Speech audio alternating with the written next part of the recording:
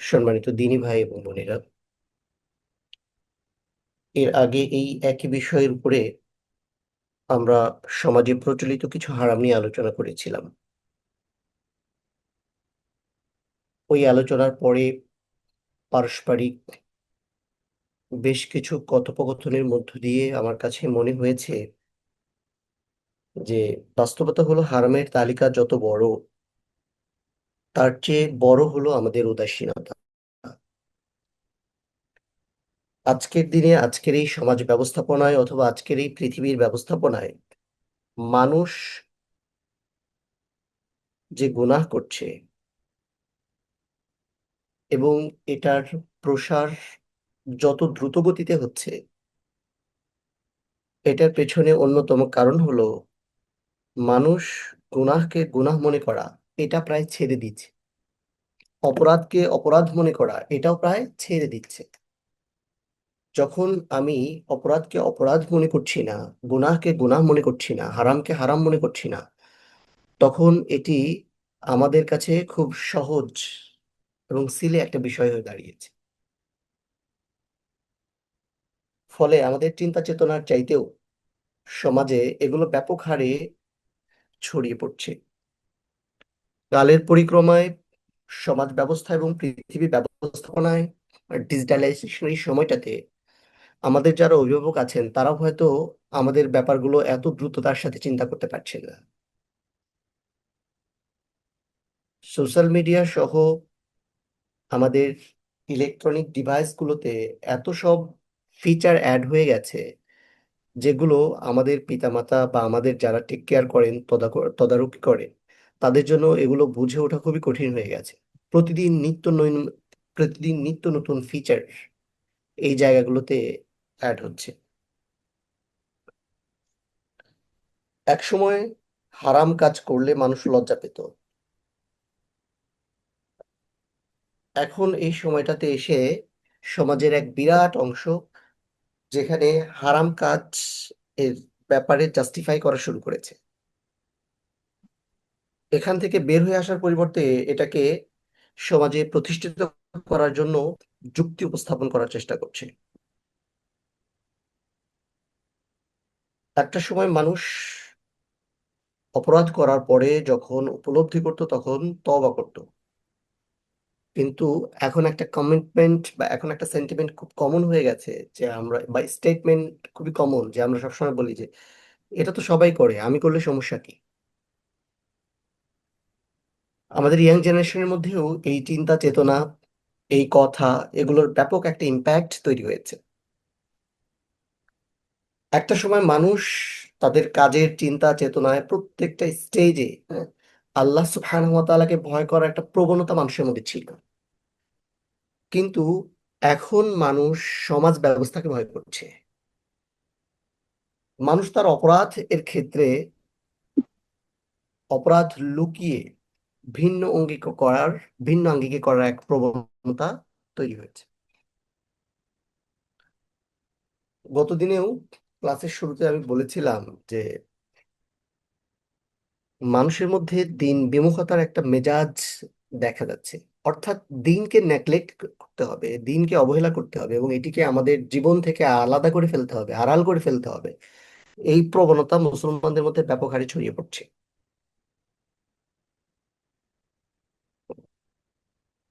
আল্লাহ সুবহানাহু ওয়া তাআলা পৃথিবী পরিচালনার ক্ষেত্রে যেই স্ট্রিক্টলি কিছু নিয়ম নীতি আমাদেরকে দিয়েছেন, সেই জায়গাটিতে তার স্বীয় বান্দাদের জন্য কিছু বিষয় আল্লাহ সুবহানাহু ওয়া তাআলা কম্পালসারি করেছেন, ফার্জ করেছেন, যেগুলো পরিত্যাগ করার কোনো সুযোগ নাই। কিছু কিছু ক্ষেত্রে আল্লাহ সুবহানাহু ওয়া তাআলা সীমা বেঁধে দিয়েছেন, যেটা অতিক্রম করা কোনো মানুষের জন্য বৈধ নয়, কোনো বান্দার জন্য উচিত নয়, বৈধ নয়, এবং এই সীমা অতিক্রম করার সাহসও কোনো মানুষের জন্য করা উচিত নয়। যুগে যুগে কালের পরিক্রমায় আমরা দেখেছি যে আল্লাহ সুবহানাহু ওয়া তাআলা যখনই মানুষকে সিরাতুল মুস্তাকিমের পথে পরিচালনা করার জন্য আসমানি কিতাব পাঠিয়েছেন, নবী রাসূল পাঠিয়েছেন, বিভিন্ন সম্প্রদায়ের মানুষেরা এটাকে অবহেলা করেছে, এটাকে বিকৃত করার চেষ্টা করেছে, প্রতিরোধ করার চেষ্টা করেছে, কিন্তু তারা সফল হয়নি। সাগরের ঢেউকে যেরকম কোনো মানুষের পক্ষে প্রতিরোধ করা সম্ভব নয়, ভূমিকম্পের করাল গ্রাস ভেনেজুয়েলার মানুষেরা বুঝলেও আমরা দূর থেকে হয়তো এটার রিয়াকশনটা এখন ওইভাবে উপলব্ধি করতে পারছি না। কিন্তু এই যে ন্যাচারাল ইস্যুস, এগুলো যেরকম কোনো মানুষের পক্ষে প্রতিরোধ করা কখনো কোনো অবস্থাতেই সম্ভব নয়, ঠিক তেমনি ভাবে কোনো মানুষের জন্য এই সীমারেখাগুলো অতিক্রম করা বৈধ নয়। একটা সুযোগও নাই। আল্লাহ সুবহানাহু ওয়া তাআলা কিছু কিছু জিনিস স্পষ্ট হারাম করেছেন, যার ধারে কাছে যাওয়াও উচিত নয়। আর এই যে সীমারেখাগুলো, এগুলোই মূলত হারাম। আল্লাহ সুবহানাহু ওয়া তাআলা কোরআনুল কারীমের মধ্যে বলছেন যে তিলকা হুদুদুল্লাহ ফালা তাকরাবুহা, এগুলো আল্লাহ সুবহানাহু ওয়া তাআলার সীমারেখা, তোমরা এগুলোর ধারে কাছেও যাবে না।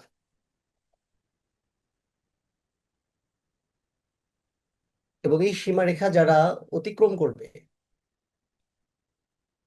তাদের ব্যাপারে আল্লাহ সুবহানাহু ওয়া তাআলা সূরা নিসার 14 নম্বর আয়াতের মধ্যে বলছেন, ওমান ইয়াসিল্লাহ ওয়া রাসূলাহু ওয়া ইয়াতাআদ্দা হুদুদাহু ইউদখিলহু নারান খালিদান ফিহা ওয়া লাহু আযাবুন মুহিন। যে আল্লাহ এবং তার রাসূলের আদেশের অবাধ্যতা করে এবং এই সীমারেখা সমূহ সীমা লঙ্ঘন করে, নিঃসন্দেহে আল্লাহ সুবহানাহু ওয়া তাআলা তাকে আগুনে প্রবেশ করাবেন। সেখানে সে চিরস্থায়ী হবে এবং তার জন্য আছে অপমানজনক লাঞ্ছনাদায়ক শাস্তি। আমরা এমন এক সময়ে বসবাস করছি যেখানে ঘুরিয়ে ফিরিয়ে বিভিন্নভাবে মানুষ ভয়াবহ অপরাধগুলোকে খুব সিলি ইস্যু বানিয়ে ফেলেছে। বর্তমান অর্থনৈতিক ব্যবস্থায় বিশেষ করে যারা ব্যবসা বাণিজ্য করে তাদের কাছে সুদ একটি খুব কমন ইস্যু,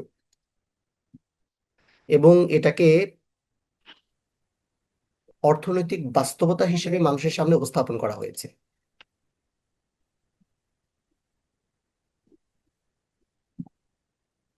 কোনোভাবেই এটা যেন অ্যাভয়েড করার কোনো সুযোগ আমাদের নাই। সমাজ ব্যবস্থা, রাষ্ট্র ব্যবস্থা, রাষ্ট্রযন্ত্র থেকে শুরু করে বহির্বিশ্বের অর্থনৈতিক অবস্থা, বিশেষ করে যারা এক্সপোর্ট ইম্পোর্টের ব্যবসা করেন, প্রত্যেকের জন্যই এরকম কিছু প্রসিডিওর তৈরি করা হয়েছে যে এখান থেকে বের হয়ে আসার সুযোগ মানুষের খুবই কম। যেখানে ঘুষকে বলা হচ্ছে স্পিড মানি, সমাজের রন্ধ্রে রন্ধ্রে এটা এমন ভাবে ছড়িয়ে পড়েছে যে এটা নিত্য নৈমিত্তিক একটা ইস্যুজ হয়ে গেছে। মানে এটা খুব কমন, এটা না করা ছাড়া কোনো কাজই হবে না। একজন মানুষ গাড়ি চালানো শিখেছে কষ্ট করে, সে একটা ড্রাইভিং লাইসেন্স করবে, কমন ইস্যু। কালের পরিক্রমায় সে একজন মানুষ জাতীয় পরিচয়পত্র তৈরি করেছে, রাষ্ট্রীয় বিভিন্ন সেবা গ্রহণের ক্ষেত্রে তার এটার জন্য খুবই জরুরি ইস্যু। দেখা যাচ্ছে এখানে তার মায়ের নাম ভুল আছে, নিজের বানান ভুল আছে, জন্ম তারিখ ভুল আছে, এটা সে এডিট করতে চায়, কারেকশন করতে চায়। এই যে ছোট ছোট কাজগুলো থেকে শুরু করে প্রত্যেকটা কাজে অবৈধ অর্থনৈতিক লেনদেন কমন ইস্যু, না হলে যেন হবে না। মিথ্যাকে যেখানে বলা হচ্ছে স্মার্টনেস, অশ্লীলতাকে যেখানে বলা হচ্ছে এন্টারটেইনমেন্ট। ফুটবল খেলাকে কেন্দ্র করে বিশ্ববিদ্যালয়গুলোতে যে অবস্থার সৃষ্টি হয়েছে, গভীর রাতে ছেলে মেয়ের একসাথে খেলা দেখার অবস্থা থেকে শুরু করে অশ্লীল নাচ গান থেকে শুরু করে এভরিথিং,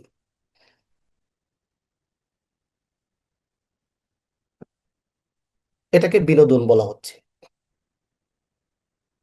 অথচ ইসলামে হালাল বিনোদনের এক স্ট্রিক্ট ক্রিস্টাল ক্লিয়ার ডিরেকশন রয়েছে।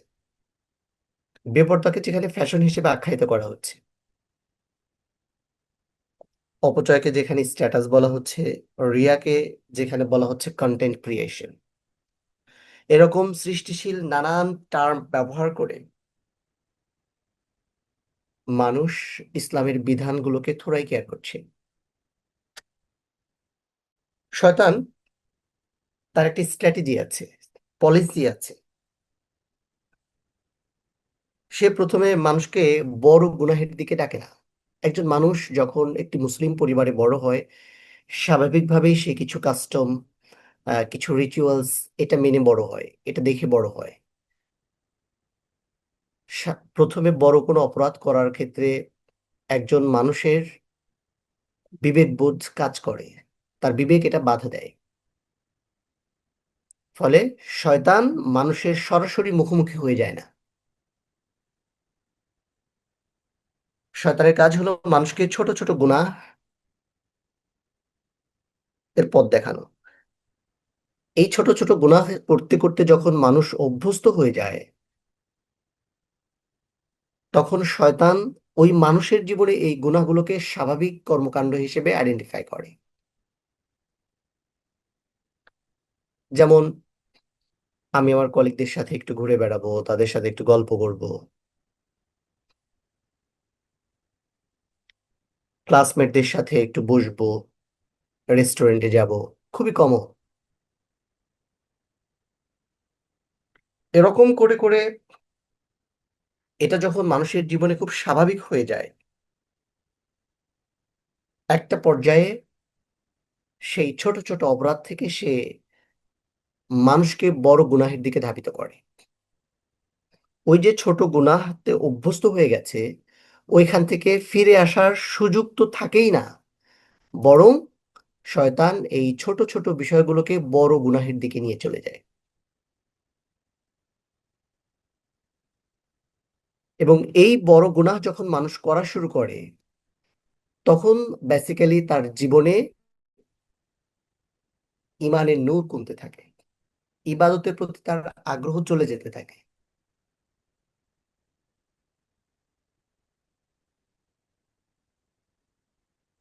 এবং শয়তান একটা পর্যায়ে এই কাজগুলোকে দুনিয়ার অন্যান্য দেশ, অন্যান্য কালচার অ্যাক্টিভিটির সাথে সমন্বয় করে এগুলো একটা পর্যায়ে তার কাছে খুব স্বাভাবিক করে ফেলে। এবং এগুলোকে যখন সে জীবনের একটা অংশ মনে করে ফেলে, তখন কোনো অপরাধী আর তার কাছে অপরাধ থাকে না, বরং এটা একটা ন্যাচারাল অ্যাক্টিভিটিতে পরিণত হয়। এবং শেষ পর্যন্ত এই পাপীরাই, আমরাই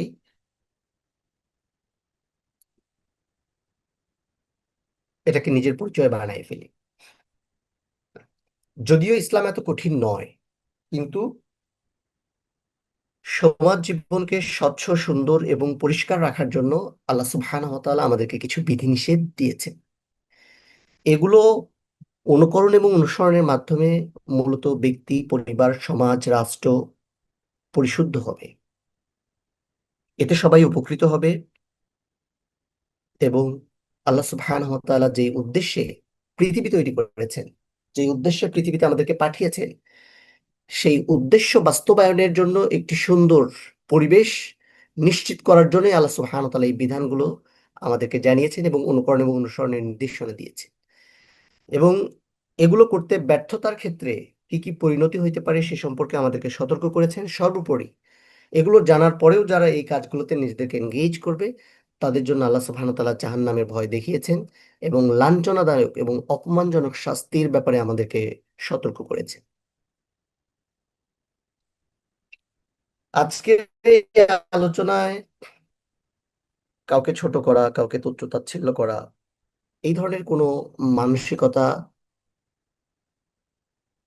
আমাদের মধ্যে যেন তৈরি না করে, বরং ব্যাপারটা হলো আমরা যেন আমাদের অন্তরগুলোকে একটু জাগিয়ে তুলতে পারি। আমরা চাই আল্লাহ সুবহানাহু ওয়া তাআলার ভয়ে আমরা যেন আমাদের নিজেদের জীবনকে নতুন করে পর্যালোচনা করি।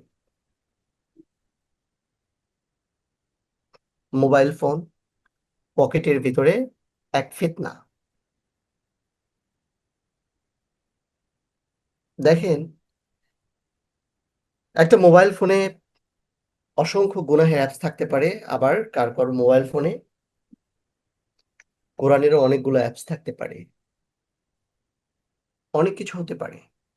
একটা মানুষ ফজরের আগে তাহাজ্জুদে উঠে না, এটা তো অনেকের জন্য খুব কমন ইস্যু, কিন্তু ফজরে উঠে না, কিন্তু দেখা যাচ্ছে রাত 2টা পর্যন্ত মোবাইল স্ক্রল করছে, সোশ্যাল মিডিয়াতে অ্যাক্টিভ। স্বাভাবিকভাবেই যেই মানুষটা 1:30 2টা পর্যন্ত জেগে থাকে, তার জন্য ফজরে ওঠা, তাহাজ্জুদ ওঠা খুবই কঠিন ইস্যু, যদি না অভ্যাস থাকে।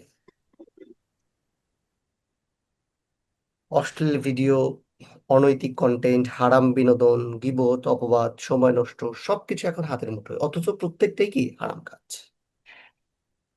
আমরা হয়তো মোবাইলকে, ইন্টারনেটকে, আধুনিকতাকে দোষ দিচ্ছি, বাট সিদ্ধান্তটা একান্তই আমাদের। তো এরকম বেশ কিছু বিষয় আমরা গতদিন আলোচনা করেছিলাম।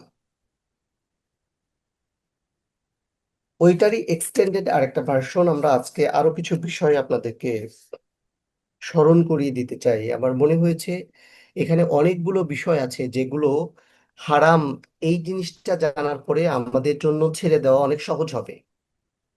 উম, অর্থাৎ চাইলেই আমরা এগুলো খুব সহজে ছেড়ে দিতে পারবো, আমাদের জন্য ছেড়ে দেওয়া খুবই সহজ, চাইলেই সম্ভব।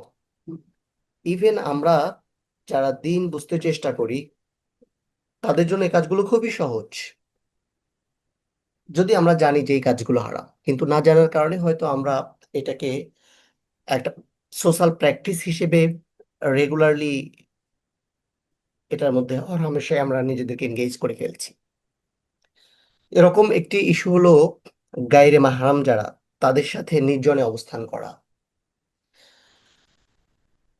বিশেষ করে মানুষের মধ্যে ফিতনা এবং অশান্তি সৃষ্টি করার জন্য শয়তান যেহেতু সব সময় তৎপর, কি করে মানুষকে দিয়ে হারাম কাজ করানো যায় এই চিন্তা তার অহর্নিশ। আল্লাহ সুবহানাহু ওয়া তাআলা আমাদেরকে সতর্ক করতে গিয়ে কোরআনে বলছেন, ইয়া আইয়ুহাল্লাযীনা আমানু লা তাত্তাবিউ খুতুওয়াতিশ শাইতান ওয়া মান ইয়াত্তাবিউ খুতুওয়াতিশ শাইতান ফাইন্নাহু ইয়া'মুরু বিল ফাহশাই ওয়াল মুনকার। হে মুমিন, তোমরা শয়তানের পদাঙ্ক অনুসরণ করবে না। যেই ব্যক্তি শয়তানকে অনুকরণ ও অনুসরণ করে, শয়তান তাকে অশ্লীল এবং অন্যায় কাজেরই গুণ দেয়। যেহেতু শয়তান মানুষের শিরা উপশিরায় চলাচল করে, এটা আমরা জানি, তাই না? তো গায়রে মাহরাম যেই হোক, ছেলে এবং মেয়ে উভয় ক্ষেত্রে প্রযোজ্য। যখনই মানুষ একাকী অবস্থানের সুযোগ সৃষ্টি করে, তখন শয়তানের চক্রান্ত হলো তাদের মধ্যে অশ্লীলতা তৈরি করে দেওয়া। এই জন্য আল্লাহ সুবহানাহু ওয়া তাআলা এই রাস্তাটা বন্ধ করে দিয়েছেন। রাসূল সাল্লাল্লাহু আলাইহি ওয়াসাল্লাম বলেছেন যে, আলা লা ইয়াখলুওয়ান্না রাজুলুন বিল মারআ ইল্লা কানা সালিসাতুহা শাইতান। কোন পুরুষ একজন মহিলার সাথে নির্জনে মিলিত হইলে তাদের তৃতীয় সঙ্গী হলো শয়তান। গতদিনও এটা বলেছিলাম যে বিশ্ববিদ্যালয়গুলো, তারপরে আমাদের শিক্ষা প্রতিষ্ঠান, এরপরে আমাদের work place, even social gathering, বিভিন্ন ধরনের গ্যাদারিং হতে পারে। ইদানিং আর একটা কালচার তৈরি হয়েছে বিভিন্ন প্রতিষ্ঠানের বিভিন্ন ব্যাচের ইউনিয়ন রিইউনিয়ন, এই ধরনের প্রচুর অ্যাক্টিভিটি আমরা পার্টিসিপেট করি বিভিন্ন কারণে। কিন্তু প্রত্যেকটা প্রোগ্রামই দেখেন হারাম অ্যাক্টিভিটির এক একটা বড় রিসোর্স। প্রত্যেকটা কমিউনিটির রিইউনিয়নে গান বাজনা, নাচ, এগুলো একটা খুব কমন টপিকে পরিণত হয়ে গেছে, যেন কোনোভাবে এগুলো অ্যাভয়েড করার কোনো অপশন নাই। মানুষ একসাথে হয় তাদের বিভিন্ন স্মৃতি অথবা বিভিন্ন অ্যাক্টিভিটি, বিভিন্ন স্টেপ নেওয়ার জন্য, অথবা নিজেদের মধ্যে ভ্রাতৃত্ব বন্ধন এগুলো শক্তিশালী করার জন্য। কিন্তু বাস্তবতা হলো এগুলো এক একটা হারাম কাজের বড় বড় ক্ষেত্রতে পরিণত হয়েছে, অথচ এগুলোর উদ্দেশ্য ভালো ছিল, কিন্তু শয়তান এটাকে কনভার্ট করে হারাম অ্যাক্টিভিটি নিয়ে চলে গেছে। এরকম অনেক সেক্টর আছে। ইভেন বিবাহের মতো বা অন্যান্য ইস্যুসকে, প্রেক্ষাপটকে সামনে রেখে এই কাজগুলো খুব কমনলি হচ্ছে। বড় বোনের বাড়িতে ছোট বোনের যাওয়া, ছোট বোনের বাড়িতে বড় বোনের যাওয়া, এগুলো খুব কমন ইস্যু পরিণত হয়েছে। তারপরে কাজিনদের বাসায় যাতায়াত, এভরিথিং। অথচ বাবা মা এগুলোকে কখনোই কোনো সিনসিয়ার অ্যাক্টিভিটির মধ্যে নিয়ে আসছে না। এগুলো মনে হচ্ছে এটা আমাদের সোশ্যাল কাজ, আমাদের সোশ্যাল স্ট্রাকচার। অথচ একজন স্ত্রী তার হাজবেন্ড ছাড়া তার বাবার বাড়িতেও থাকার ব্যাপারে ইসলামের নির্দেশনা আছে, পারবেন ইন কেস অফ ইমার্জেন্সি, জরুরি বিষয় হলে সেটা একটা ডিফারেন্ট কেস। কিন্তু হাজবেন্ড ছাড়া কোনো মেয়ে তার বাবার বাড়িতেও কি করতে পারবে না, স্টে করতে পারবে না।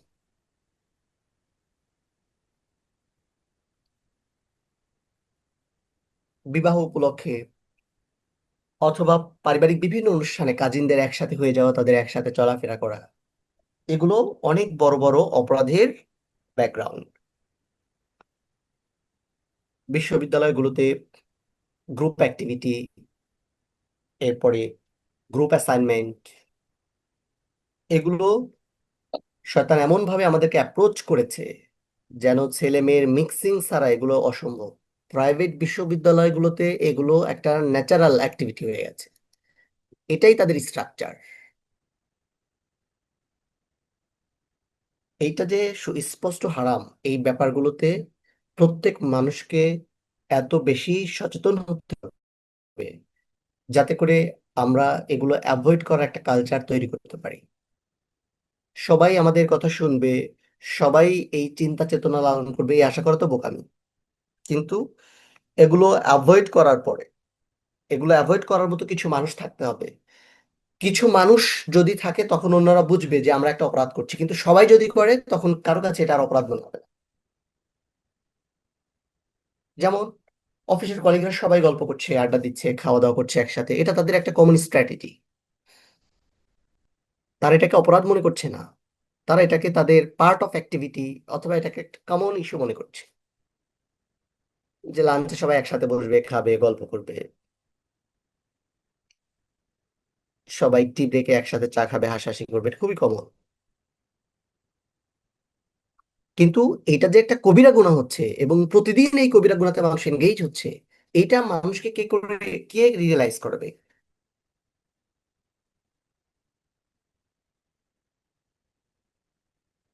কিছু ভালো মানুষ, ধরেন আপনার অফিসে সবাই করে, সিম্পলি আপনি এই কাজগুলোকে অ্যাভয়েড করেন, তখন তারা কি রিয়েলাইজ করবে যে আমরা যেটা করছি এটা আসলে ঠিক না। অথবা তাদের মধ্যে এক ধরনের লজ্জাবোধ কাজ করবে, অপরাধ বোধ কাজ করবে, কিন্তু সবাই করলে তখন এটা খুব কমন হয়ে যাবে। তার মানে সমাজে অবশ্যই কিছু ভালো মানুষ থাকতে হবে, এক্সেপশনাল মানুষ থাকতে হবে।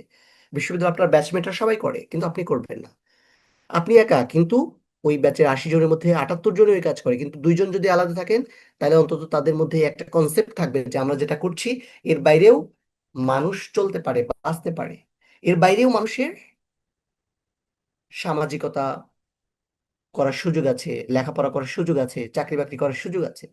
কিন্তু সবাই যদি এই কাজে এনগেজ হয়ে যায় তাহলে অনেক ভালো মানুষের, অনেক যোগ্য মানুষের কর্মক্ষেত্রে যাওয়া কঠিন হয়ে যাবে। হাজবেন্ডরা তাদের স্ত্রীকে আর কর্মক্ষেত্রে যেতে দিতে রাজি হবে না, অনেক মা তার মেয়েকে আর এরকম কমন পরিবেশে পড়তে দিতে রাজি হবে না। এরকম অনেক বিষয় আমাদের সাথে ঘটবে। তার মানে আমরা যদি সমাজ ব্যবস্থাকে সুস্থ, সুন্দর, স্বচ্ছ রাখতে চাই তাহলে কিছু মানুষকে এই জায়গায় কাজ করতেই হবে। আপনার মনে হতে পারে আমি একা একা আসলে কিভাবে করব, আমরা বলি না আমি একাই 100। স্রোতের মধ্যে স্বাভাবিকভাবে গা না ভাসিয়ে বরং স্রোতের বিপরীতে দাঁড়িয়ে থাকা মানুষ সব সময় লাইটের মতো। আধারে যেরকম একটা লাইট পুরো এলাকাকে আলোকিত করে, এবং সবাই আধার ভালোভাবে উপলব্ধি না করলেও ওই লাইটটাকে যেরকম মানুষ ভালোভাবে উপলব্ধি করে যে এত আধার কিন্তু এখানে একটা লাইট জ্বলছে, অনেক দূর থেকে বোঝা যায়, ঠিক তেমনি সমাজের এই এত সহস্র অপরাধের ভিড়ে যদি আমরা বিপরীতমুখী দাঁড়িয়ে যাই তাহলে সবাই আমাদেরকে এভাবেই চিন্তা করবে, আমাদের ব্যাপারগুলো সবাই এভাবে পজিটিভলি। দেন আর একটা ইস্যু হলো যে বিবাহ বন্ধনে আবদ্ধ হওয়া বৈধ, এমন বিপরীত লিঙ্গের সাথে মুসাফাহা করা এটা সুস্পষ্ট হারাম, হাত মেলানো। বিভিন্ন রাষ্ট্রীয় সফর এবং অন্যান্য জায়গায় এই জিনিসগুলো খুব সচরাচর দেখা যায়। এটাকে হয়তো একটা কার্টেসি মনে করলেও এটার একটা ইম্প্যাক্ট রাষ্ট্রের নাগরিকদের মধ্যে পড়ে, এটাকে অনেকেই হালকা করে নিতে শিখে। এই বিষয়গুলোতে আমাদের কি হতে হবে, সচেতন হতে হবে। রাসূল সাল্লাল্লাহু আলাইহি ওয়াসাল্লাম বলছেন, ইন্নী লা উসাফিহুন নিসা। মুসনাদে আহমদ এবং সুনানে নাসাই শরীফের হাদিসে বলা হচ্ছে যে আল্লাহ রাসূল সাল্লাল্লাহু আলাইহি ওয়াসাল্লাম বলেছেন যে আমি নারীদের সাথে মুসাফা করি না। তিনি আরো বলেছেন, ইন্নী লা আমাসসু আইদিন নিসা, আমি নারীদের হাত স্পর্শ করি। এরকম আরো কঠিন ইস্যুজ আছে। রসুল সাল্লাল্লাহু আলাইহি ওয়াসাল্লাম একটা হাদিসের মধ্যে বলছেন যে আল আইনানে তাজনিয়ান, দু চোখ জিনা করে, ব্যভিচার করে। ওয়াল ইয়াদানে তাজনিয়ান, দু হাত ব্যভিচার করে। ওয়ার রিজালানে তাজনিয়ান, পা ব্যভিচার করে, ওয়াল ফারজু ইয়াজনি, সর্বশেষ সে লজ্জাস্থান ব্যভিচার করে। মানে চূড়ান্ত ব্যভিচারের আগে মানুষ আরো অনেকগুলো ব্যভিচারের কি হয় সাক্ষী। এমনকি যারা বিবাহ বৈধ এমন মানুষদের ফিতনার আশঙ্কা থাকলে তাদেরকে সালাম দেওয়ার ব্যাপারে শরিয়া আমাদেরকে কি করছে, সতর্ক করছে। সালাম একটা সুন্নাহ, কিন্তু ফিতনার আশঙ্কা থাকলে এটা তখন হারাম। মানুষের কনভারসেশন স্টার্টিং পয়েন্ট কি সালাম। সবাই সালামটাকে তো ইবাদত হিসেবে দেখে না, এটাকে দোয়া হিসেবে দেখে না। একজন মানুষ অশ্লীল একটা কাজ করবে, একজন অপরিচিত মানুষকে সোশ্যাল মিডিয়াতে নক করছে, স্টার্টিং হলো উইথ সালাম। মানুষ মনে করছে এটা ভালো কাজ, সালামের উত্তর দেয়, দেন এই যে স্টার্টিং, এখান থেকেই ফিতনার শুরু। এরপরে কমন একটি হারাম কাজ হলো মেয়েদের সুগন্ধি মেখে ঘরের বাইরে যাতায়াত। এটা বন্ধ করা গেলে পারফিউম ব্যবসা, বডি স্প্রে ব্যবসা, এগুলো সব বন্ধ হয়ে যাওয়ার কথা। এটা যে হারাম, এটা হয়তো আমরা অনেকেই জানি না। হারাম মানে ইটস ক্রিস্টাল ক্লিয়ার হারাম। তাইলে কোনো মেয়ে কোনো অবস্থাতেই কোনো পারফিউম, কোনো বডি স্প্রে, কোনো সুগন্ধি ব্যবহার করে বাইরে যেতে পারবে না। না কোনো প্রোগ্রামে, না কোনো অফিসে, না কোনো কর্মক্ষেত্রে, কোথাও না। এই সুযোগ ইসলামে না, এটা হারাম, সুস্পষ্ট হারাম। রাসূল করিম সাল্লাল্লাহু আলাইহি ওয়াসাল্লাম এই বিষয়ে কঠোর সাবধান বাণী উচ্চারণ করেছেন। আইয়ুমাম রাআত তাআতাত সুম্মা মারাত আলাল কওমি লিয়াজিদু রিহাহা ফাহিয়া জানিয়া। মুসনাদে আহমদ এবং সুনানে নাসাই শরীফের হাদিস। সেখানে বলা হচ্ছে যেই নারী, ও হাদিসের শেষ অংশ হলো মিনহা সালাতুন হাত্তা তাগতাসিল ইগতিসালাহা মিনাল জানাবাহ। যেই মহিলা গায়ে সুগন্ধি মেখে মসজিদের দিকে বের হয় এই জন্য যে তার সুবাস পাওয়া যাবে, তাইলে তার নামাজ গ্রহণ করা হবে না। বলা হচ্ছে লাম ইউকবাল মিনহা সলাত, তার নামাজই কবুল করা হবে না, তার নামাজই কবুল করা হবে না। আমি অনেক দিন গুলশান সোসাইটি মসজিদে নামাজ পড়তে যেতাম। বিশেষ করে ইমাম সাহেবের আলোচনা, তার কিরাত, মসজিদের পরিষ্কার পরিচ্ছন্নতা, সাউন্ড সিস্টেম, এই চিন্তাধারা থেকে এই মসজিদটা এক্সেপশনাল ঢাকা শহরে। কিন্তু কিছুদিন পরেই দেখলাম যে এখানে নারীদের আসার প্রবণতা ব্যাপক হারে বেড়ে গেছে। মসজিদে নারীরা আসবে এটা খুবই স্বাভাবিক, কিন্তু গুলশানে হওয়ার কারণে মানুষেরা নামাজে আসার এই ব্যাপারটিকে একটা ফ্যাশনে পরিণত করেছে। বিশেষ করে নামাজের আগে পরে পর্দা মেনটেন করা এটা একটা কঠিন কাজে পরিণত হয়েছে। দীর্ঘ সময় যানজট, আড্ডা, ইত্যাদি ইত্যাদি। তারা মানুষের নামাজে আসার ব্যাপারে ইন্টারেস্টেড, কিন্তু নামাজে আসার যে প্রিকন্ডিশন আছে সেগুলোর ব্যাপারে তাদের বিন্দুমাত্র কোনো জানাশোনা, কোনো আগ্রহ নেই। ফলে এটা একটা কবিরা গুনাহে পরিণত হয়েছে। পারফিউমের গন্ধে অনেক সময় এখানে টিকা দায়ী হয়ে যায়, এরকম একটা অবস্থা। মসজিদে শুক্রবার ওই জায়গায় যাওয়া বন্ধ করে দিয়েছে দীর্ঘদিন।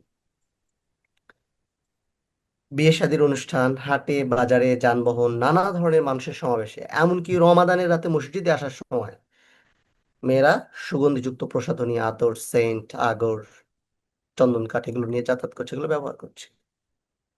তার বিরুদ্ধে একমাত্র আল্লাহর কাছেই সকল অভিযোগ। অথচ শরীয়ত তো শুধু মহিলাদের জন্য সেই আতরের অনুমোদন দিয়েছে যার রং হবে প্রকাশিত, কিন্তু গন্ধ হবে অপ্রকাশিত।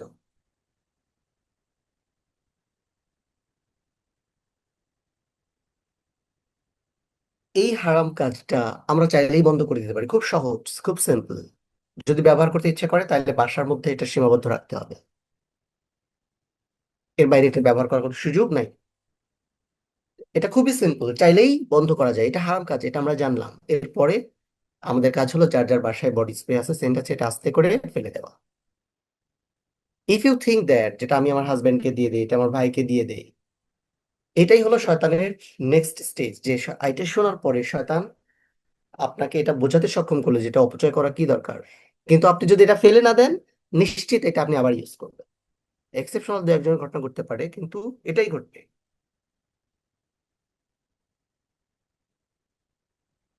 এরপরে পুরুষদের নারীর দিকে ইচ্ছাকৃত দৃষ্টিপাত অথবা নারীর পুরুষের দিকে ইচ্ছাকৃত দৃষ্টিপাত।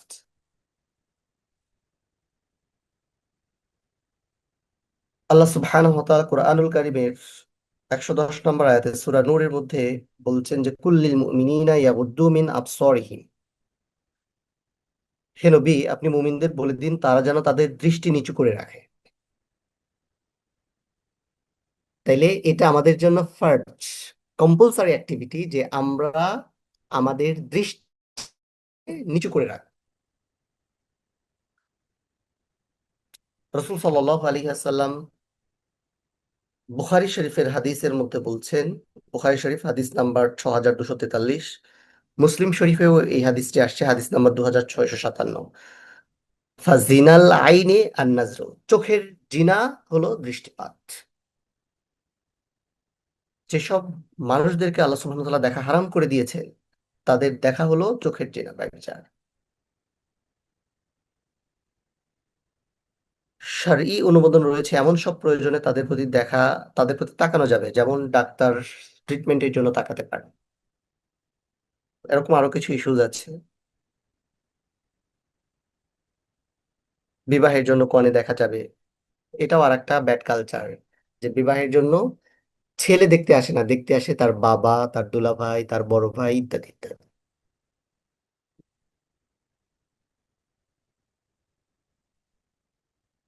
এরপরে আল্লাহ সুবহানাহু ওয়া তাআলা সূরা নূরের 31 নম্বর আয়াতে বলছেন ওয়াকুল্লিল মুমিনাতি ইয়াগদুদনা মিন আবসারিহিন্না। হে নবী, আপনি বিশ্বাসী নারীদেরকে বলে দেন তারা যেন তাদের দৃষ্টি নিচু রাখে। ওয়া ইয়াহফাজনা ফুরুজাহুন্না, এবং তারা যেন তাদের লজ্জাস্থানের হেফাজত করে। তাইলে সহকর্মী, সহপাঠী, সহযাত্রী সবার ক্ষেত্রে এটা একটা কমন স্ট্র্যাটেজি যে আমাদের চোখ নিচু থাকবে। আমাদের চোখগুলো যেন বিপরীত লিঙ্গের কারো চোখে চোখাচোখি না হয়। এটি অপরাধের এক ভয়ঙ্কর সূচনা আমাদের সমাজের মধ্যে তৈরি করে। ইভেন ইসলাম এতটা সেনসিটিভ যে দাড়ি গোঁফ বিহীন সুন্দর এবং সুশ্রী বালকদের দিকেও পুরুষদের তাকানোকে নিষেধ করা হয়েছে। কালকে ইউটিউবে বুয়েট গ্রাজুয়েট এক ভদ্র মহিলার অনেকগুলো পডকাস্ট দেখলাম, যেখানে হঠাৎ করে ভাইরাল হয় এই ইস্যু আমাকে জানতে উৎসাহী করলো। অনেকগুলো পডকাস্ট তৈরি করা হয়েছে তাকে নিয়ে, কিভাবে তিনি ইসলামে কনভার্ট হলেন, কিভাবে তিনি ইসলামের প্র্যাকটিস শুরু করলেন। অনেক কিছু পর্যালোচনা করার পরে আমার মনে হলো এইটা আরেকটা ফিতনা। আমি নাম মেনশন করতে চাই না, কিন্তু মানুষকে দিনী বিষয়গুলোতে অ্যাট্রাকটিভ কথা বলে পর্দার মতো বিষয়গুলোকে ভায়োলেট করা, শরীয়তের অনেকগুলো বিষয়কে লাইটলি উপস্থাপন করা, এগুলো আরেকটা হ্যাঁ, ইসলামের প্রাথমিক যুগে অনেক বিষয়কে আল্লাহ রসুল সাল্লাল্লাহু আলাইহি ওয়াসাল্লাম খুব লাইটলি প্রেজেন্ট করেছেন, যেন সাহাবায়ে কেরামগণ জাহিলিয়াত থেকে বের হয়ে আসা সদ্য ইসলাম গ্রহণ করা মানুষদের জন্য ইসলাম খুব কঠিন না হয়ে যায়। কিন্তু যখন এটা একটা পরিপূর্ণ জীবন ব্যবস্থা হিসেবে আল্লাহ সুবহানাহু ওয়া তাআলা আমাদের জন্য পাঠিয়েছেন, তখন শারঈ এই বিষয়গুলোকে লাইটলি দেখাটা এটাও একটা অপরাধ। দুটো বিষয়কে কোরআনে প্যারালালি উপস্থাপন করা হয়েছে, একটা হলো মানুষকে জান্নাতের সুসংবাদ দেওয়া এবং জাহান্নামের ভয় দেখানো। কোনোটাই কোনটার চেয়ে গুরুত্বপূর্ণ নয়, আবার কোনটাও কোনটার চেয়ে গুরুত্বহীন নয়।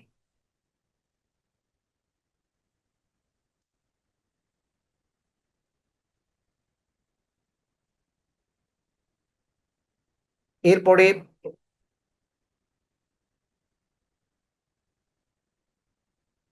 নিজ পিতা ব্যতীত অন্যকে পিতা বলে পরিচয় দেওয়া। পলিটিক্যাল কারণে এই অপরাধ এর শিকার অনেকেই, অথচ এটাকে হারাম হিসেবে জানে কজন। কোনো মানুষকে জাতির পিতা বানানো, কোনো মানুষকে অভিভাবক বানানো, এগুলোর ক্ষেত্রে ইসলাম ব্যাপক সতর্ক করেছে। জেনে শুনে যে ব্যক্তি নিজ পিতা ব্যতীত অন্যকে পিতা বলে পরিচয় দেয় তার উপর জান্নাত হারাম। বুখারী শরীফের হাদিস। মুসলিম শরীফে এই হাদিসটা আসছে 63 নম্বর হাদিস, যে আল্লাহ রসুল সাল্লাল্লাহু আলাইহি ওয়াসাল্লাম বলেছেন যে মানিদ্দা ইলা গায়রি আবিহি ওয়া হুয়া ইয়ালামু ফাল জান্নাতু আলাইহি হারাম।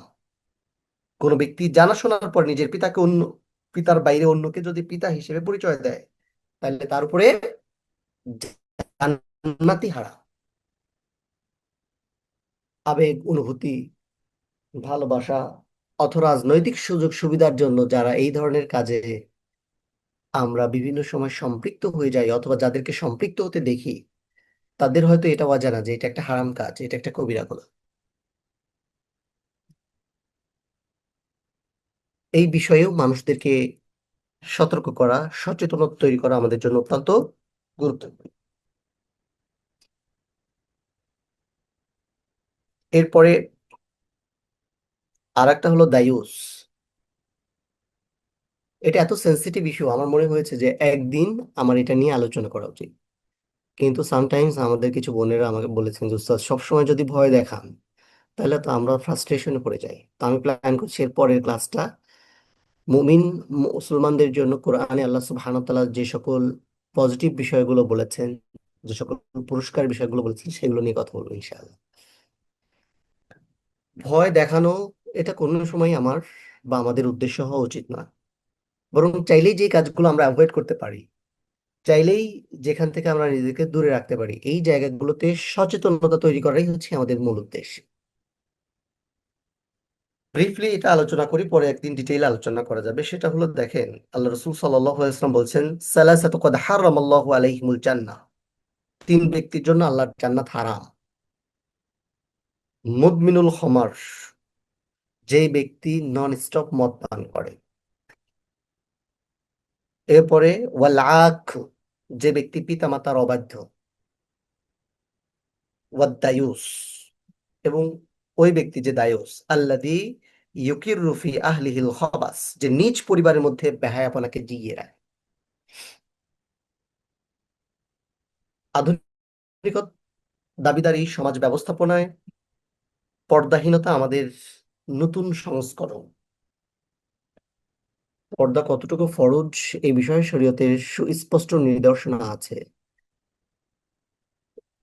একজন সাধারণ মুসলমানের জন্য যেটা করা জায়েজ, একজন দায়ীর জন্য সেটা অনেক সময় হারাম। একটা সময় আমার মনে আছে, 2000 সালের দিকে, এরকম সময় হবে, আমি প্রচুর খেলা দেখতাম, নেশা ছিল। যেহেতু আমি পড়াশোনায় ভালো ছিলাম, তো আমার কোনো আবদারই আমার বাবা মা অপূর্ণ রাখতে চেষ্টা করতেন না। তো ওই সময় পাগলের মতো খেলা দেখতাম। আমার মনে আছে যে ক্রিকেট খেলার একটা বলও আমি মিস করতাম না। তো একদিন আব্বুকে বললাম যে আমার বাইরে বাইরে খেলা দেখতে হয়, প্রচুর সময় নষ্ট হয়, আমার একটা টিভি কিনে দাও।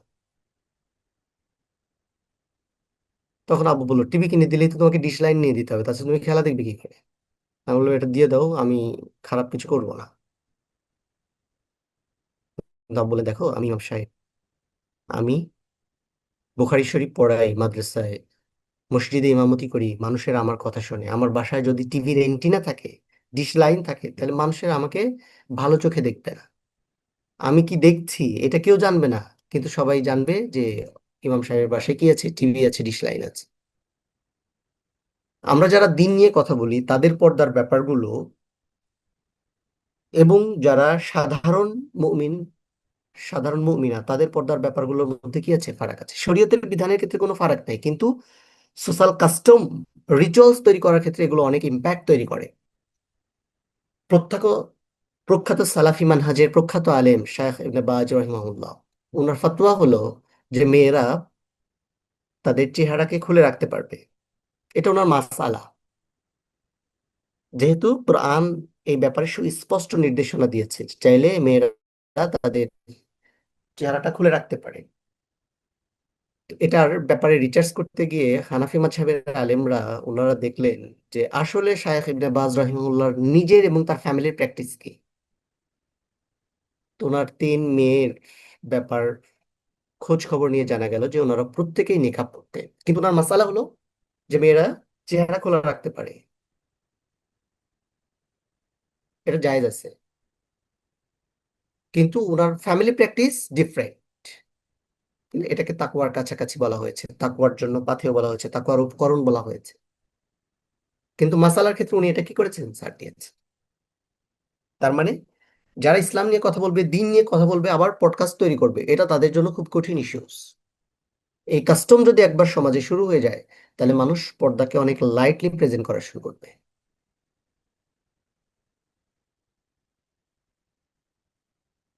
অনেক রাজনৈতিক ব্যক্তিত্ব অথবা ইসলামী অনুশাসন মেনটেন করে এরকম অনেক নারী এখন জাতীয় সংসদের সদস্য হয়েছে। এইটা যেমন আমাদের জন্য একটা ভালো দিক, আশার দিক, আবার এটার একটা নেগেটিভ দিকও আছে। ওনাদের খেয়াল রাখতে হবে, ওনাদের পোশাক আশাক পরিচ্ছদ থেকে শুরু করে এভরিথিং, এগুলো যদি সমাজের সাধারণ নারীদের জন্য খুব সহজ সহজ হয়ে যায়, তখন এটার একটা নেগেটিভ ইম্প্যাক্ট সমাজে তৈরি হবে। তো আমরা আশা করব, প্রত্যাশা করব, ওনাদের কারণে এদেশের অসংখ্য নারী দিনের পথে আবার মোটিভেট হবে। তো আমরা এটা অবজার্ভ করছি ইনশাআল্লাহ। পলিটিক্যাল ইস্যুস, রাষ্ট্রীয় ইস্যুস এবং সাধারণ ইস্যুস অনেকগুলো পার্থক্য আছে। যেমন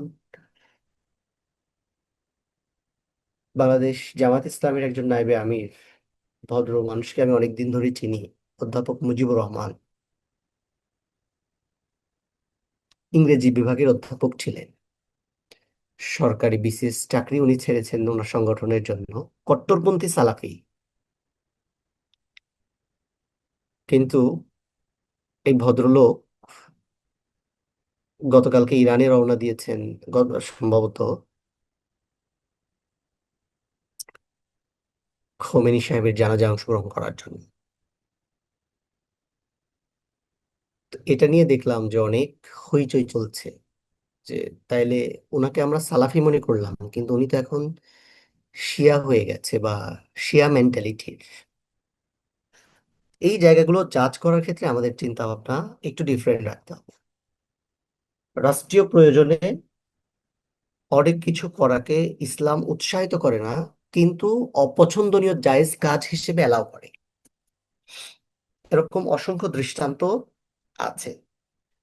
ঠিকই ব্যাপারগুলোও, এগুলো অনেক সময়, এগুলো নিয়ে অনেক কথা আছে, বাট যারা পলিটিক্যালি অথবা রাষ্ট্রীয় বিভিন্ন কাজে, বিভিন্ন রিচুয়ালে পার্টিসিপেট করেন, তাদের পডকাস্ট, তাদের টেলিভিশন বিতর্ক, এগুলো একটা ডিফারেন্ট কেস। কিন্তু আমাদের মতো যারা শুধুমাত্র কোরআন নিয়ে কাজ করে, দিন নিয়ে কাজ করে, অ্যারাবিক ল্যাঙ্গুয়েজ গ্রামার নিয়ে কাজ করে, তাদের চিন্তা চেতনা, তাদের মেন্টালিটি, তাদের পোশাক আশাক, তাদের পর্দার ব্যাপারগুলো যত বেশি সুন্দর হবে, ইসলামের সৌন্দর্য অন্যান্য মানুষের কাছে তত বেশি প্রস্ফুটিত হবে ইনশাআল্লাহ। যেটা বলছিলাম সেটা হলো দায়ুস। বাড়িতে কন্যা কিংবা স্ত্রী একজন বেগানা পুরুষের পাশে বসে আলাপ করছে, এটা দেখেও যখন বাড়ির কর্তা পুরুষ কিছুই বলে না, তখন আসলে এই ব্যক্তির জন্য জান্নাত হারাম। এমনকি ড্রাইভারের সাথে একজন নারীর একাকী বাইরে যাওয়া, এটা একটা কমন ইস্যুতে পরিণত হয়েছে।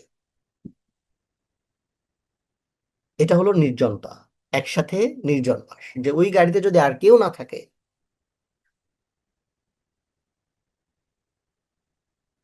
ওই গাড়িতে যদি আর কেউ না থাকে, শুধু ড্রাইভার এবং আপনি থাকেন অথবা আপনার মেয়ে থাকে, তখন এই ব্যাপারে শারঈ নির্দেশনা আছে। আমরা হয়তো অনেক সময় চিন্তা করি ড্রাইভার তো আমাদের অনেক বিশ্বস্ত, অনেক দিনের পুরাতন, ইত্যাদি ইত্যাদি। ক্ষতি তো বাইরের মানুষের জন্য করা কঠিন, ভিতরের মানুষের জন্য করাটাই সহজ। আপনি তো কখনো চিন্তাই করেন নাই যে আপনি হয়তো তার বাজে স্বপ্নের কারণ হয়ে গেছে। এই যে সেজে গুজে রাস্তায় আমাদের মা বোনেরা বের হয়, একজন ব্যক্তিত্ব সম্পন্ন পুরুষ কখনো কি এই সব নারীদের দিকে বারবার তাকাবে, দেখবে? এটা কখনো সম্ভব? শারীরিক দৃষ্টিকোণের বাইরেও যার ব্যক্তিত্ব আছে, পার্সোনালিটি আছে, রুচিবোধ আছে, সে তো এই কাজ করবে না। তাহলে এই কাজ করে কারা? রিক্সাওয়ালা, ড্রাইভার, শ্রমিক, যাদের পার্সোনাল কোনো স্ট্যাটাস নাই, সোশ্যাল কোনো স্ট্যাটাস নাই, যারা দিনের পর দিন স্ত্রীদের সঙ্গহীন, তাইলে রিক্সাওয়ালার সাথে কথা বলার ব্যাপারেও সতর্ক হতে হবে, সিএনজিতে ওঠার ব্যাপারেও সতর্ক হতে হবে, গাড়িতে যাতায়াতের ব্যাপারেও সতর্ক হতে হবে। মেয়ে বড় হয়েছে, ভার্সিটিতে যায়, ফ্রেন্ডদের সাথে যায়, কি অবস্থায় যাচ্ছে, এইটা টেক ওভার করার দায়িত্ব প্রত্যেক বাবার। কিন্তু বাবা যদি এটা করতে ব্যর্থ হয়, ভাই যদি এটা করতে ব্যর্থ হয়, হাজবেন্ড যদি এটা করতে ব্যর্থ হয়, তাহলে তাদেরকে শরীয়ী পরিভাষায় বলা হচ্ছে দায়ুস। দায়ুস ব্যক্তি কোনো সময় জান্নাতে যাবে, তার জন্য জান্নাত হারাম। তার মানেই হলো তার নামাজ, রোজা, হজ, জাকাত, তার তাহাজ্জুদ, এগুলো সব অর্থহীন হয়ে যাবে, এগুলো কোনো কাজ করবে না,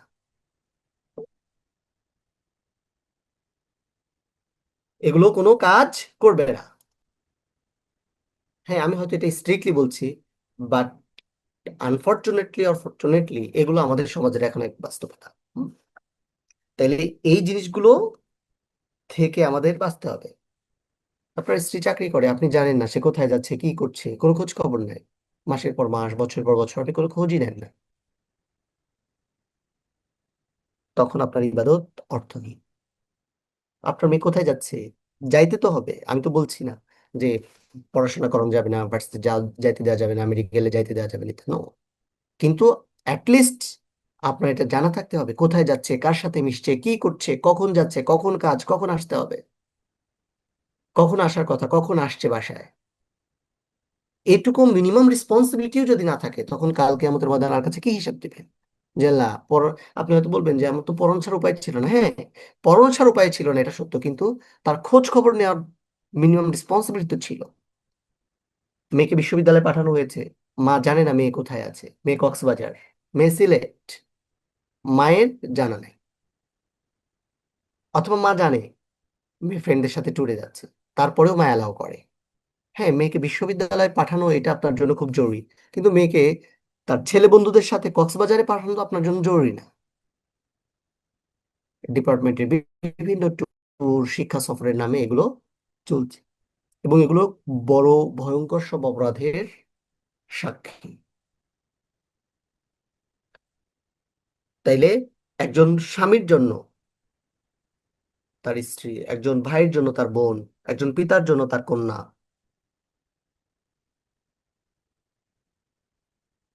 এগুলো খুব কঠিন ইস্যু। এবং এই ব্যাপারগুলোতে সতর্কতা অবলম্বন করা ছাড়া কোনো, এমনকি সন্তান তার মায়ের জন্য রেসপন্সিবল।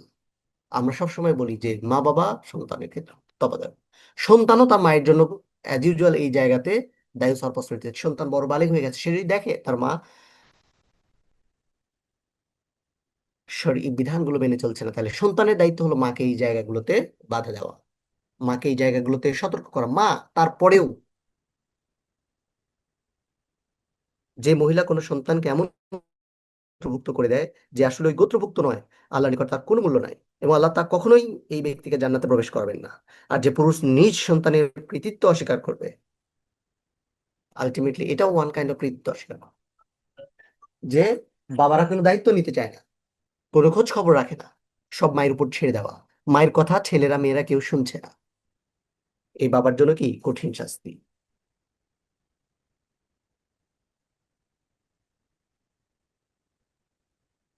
সরি, এখানে লেখা আছে অন্যের দোষ গোপন করা, ব্যাপারটা হলো পণ্যের দোষ গোপন করা হবে। অনলাইনের এই যুগে আমরা অনেকেই বিভিন্ন ব্যবসা বাণিজ্যে সংযুক্ত, অনেকেই বিভিন্ন অনলাইন প্রোডাক্ট কিনে থাকি। দেখা যাচ্ছে আপনি অর্ডার করেছেন একরকম, চলে আসছে আর এক রকম। একবার রাসূল সাল্লাল্লাহু আলাইহি ওয়াসাল্লাম বাজারের মধ্য দিয়ে একটা খাদ্য স্তূপের পাশ দিয়ে যাচ্ছিলেন। হঠাৎ করে রাসূল সাল্লাল্লাহু আলাইহি ওয়াসাল্লাম, যেহেতু তিনি রাষ্ট্রপতি ছিলেন, এটা তার রাইট ছিল, তিনি খাদ্যের স্তূপের মধ্যে হাত দিলেন, এবং হাত দিয়ে ভিতরে যখন দেখলেন যে ভেতরের পণ্যগুলো ভেজা, তখন তিনি বিক্রেতাকে বললেন, দেখো কি ব্যাপার, তোমার উপরের খাবারগুলো শুকনা, ভিতরের খাবারগুলো ভেজা কেন?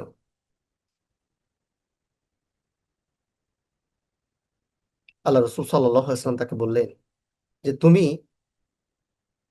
শুকনো অংশ উপরে রেখেছো আর ভেজা অংশটা নিচে রেখেছো, কারণ কি? তার মানে এটা প্রতারণা। আল্লাহ রসুল বলেন, মান গশ্যা ফালাইসা মিন্না। যে ব্যক্তি এই ধরনের প্রতারণা করে সে আমার দলভুক্ত নয়, সে আমার উম্মতি নয়। তার মানে ভালো পণ্যের সাথে নিম্নমানের পণ্য মিশিয়ে বিক্রি করা, অথবা পণ্যের দোষ ত্রুটি গোপন করে বিক্রি করা। আপনার গাড়ি বিক্রি করবেন, গাড়িতে দুটো অ্যাক্সিডেন্ট আছে, আপনি বললেন there is no accident story history, যে এই গাড়িতে দুর্ঘটনার কোনো ইতিহাস নাই, অথচ আপনার গাড়ি কি আছে, অ্যাক্সিডেন্ট হিস্ট্রি আছে। আপনি বললেন যে পাক্কা রং, এই জামায় রং উঠবে না, কিন্তু দেখা যাচ্ছে জামায় রং উঠে শেষ। এগুলো সব হারাম। আল্লাহ রসুল হাসান বলছেন, আল মুসলিম আখুল মুসলিম ওয়ালা ইয়াহিল্লু লিল মুসলিমিন বাআ মিন আখিহি বাইআন ফিহি আইবুন ইল্লা বাইয়ানাহু লাহু। এক মুসলিম অপর মুসলিমের ভাই। একজন মুসলিমের জন্য তার ভাইয়ের নিকট কোনো ত্রুটিপূর্ণ পণ্য বিক্রয়ের সময় পণ্যের ত্রুটি বর্ণনা না করা পর্যন্ত তা বিক্রয়ের জন্য বৈধই না। এবং এরপরে আর একটা কমন ইস্যু, সেটা হলো বেচা কেনায় দালালি করা। কোরবানির পশুর হাট, কোরবানি একটা পবিত্র ইবাদত। আপনি পশু কিনবেন, কিন্তু মালিকের কাছ থেকে কেনা, এটা প্রায় অসম্ভব ব্যাপার। মাঝখানে কেউ ইন্টারফেয়ার করছে, উদ্দেশ্য কি, দু পয়সা কামানো। পণ্য একজনের, কিনবে আরেকজন, মাঝখানে হোয়াই ইউ আর, আপনি কেন, আমি কেন?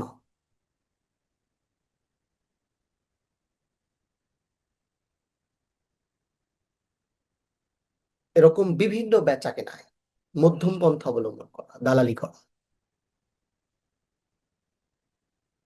যেটাকে আধুনিক পরিভাষায় আমরা বিভিন্ন নাম দিয়ে এটাকে সুন্দর শব্দ প্রয়োগের মাধ্যমে এটাকে জায়েজ করার চেষ্টা করি। আল্লাহ রসুল সাল্লাল্লাহু আলাইহি ওয়াসাল্লাম বলছেন, লা তানাজাসু, ক্রেতার ভান করে তোমরা পণ্যের দাম বাড়াই দিও না।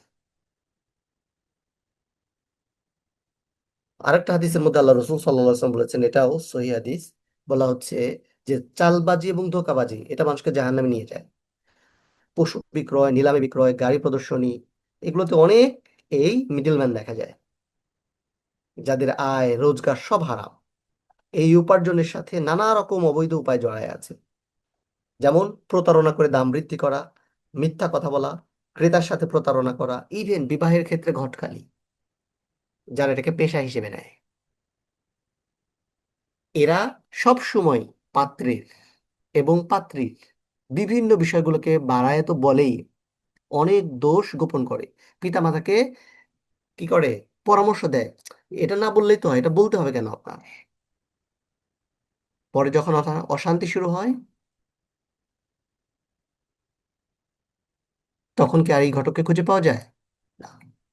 বিবাহের পর তো ছেলে মেয়ের মধ্যে কোনো কিছু আর সিক্রেট থাকে না।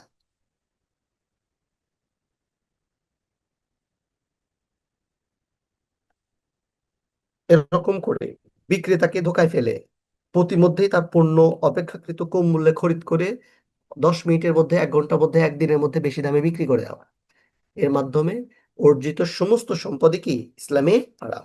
এটা করার কোনো সুযোগ নাই। এর মাধ্যমে যে দীর্ঘদিন পরিশ্রম করে একজন কৃষক, কত কষ্ট করে ফসল ফলায়,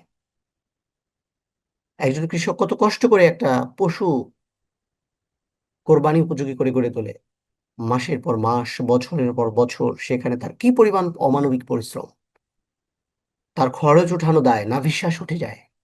কিন্তু মাঝখান থেকে এসে একজন চটকদার কথা বলে 10 মিনিটে 10-20 হাজার টাকা এদিক সেদিক করে ফেলে। ইসলাম এটা নিষেধ। যে কষ্ট করেছে এটা তার হক, এটা তার হক। এরপরে আসছি জুয়া খেলা এবং বাজি ধরা। অনেকেই বলে বিশ্বকাপ ফুটবল, এখানে হারাম হওয়ার কি আছে? কয়েকদিন আগের ঘটনা, আমি রাতে অফিস থেকে বের হয়ে কেনাকাটা করছি, এমন একটা দলের খেলা যাদের প্রচুর পরিমাণে সাপোর্টার আছে। বাজির বিষয়টা এরকম, আজকে 2-1 গোলে জিতবে, আরেকজন বলছে না আজকে 2-0 গোলে জিতবে। বাজির পরিমাণ 10,000। যে বাজি ধরেছে দুজনই সম্ভবত শ্রমিক লেভেলের। একজন শ্রমিকের 10,000 টাকা ইনকাম করতে মিনিমাম 4-5 দিন তো সময় লাগার কথা। যে কোনো একজন তো ক্ষতিগ্রস্ত হবে, কোনো সন্দেহ নেই। এরপরে এই ক্ষতি সে পোষাবে কি করে? নিঃসন্দেহে সে তার স্ত্রীর উপরে অত্যাচার করবে, সন্তানের হক নষ্ট করবে, তাদের পড়ালেখা বন্ধ করতে হবে, অথবা আর যে কোনো উপায় না যে কোনো উপায় তো আছেই।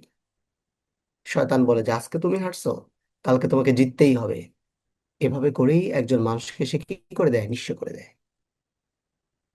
তার মানে খেলা আর কিসের মধ্যে নাই, শুধু খেলার মধ্যে নাই, প্রত্যেক মিনিটে মিনিটে বাজি আছে এখানে, পরিসংখ্যানে বাজি আছে, গোল সংখ্যায় বাজি আছে, কত মিনিটে গোল হবে এটার মধ্যেও বাজি আছে, জুয়া আছে।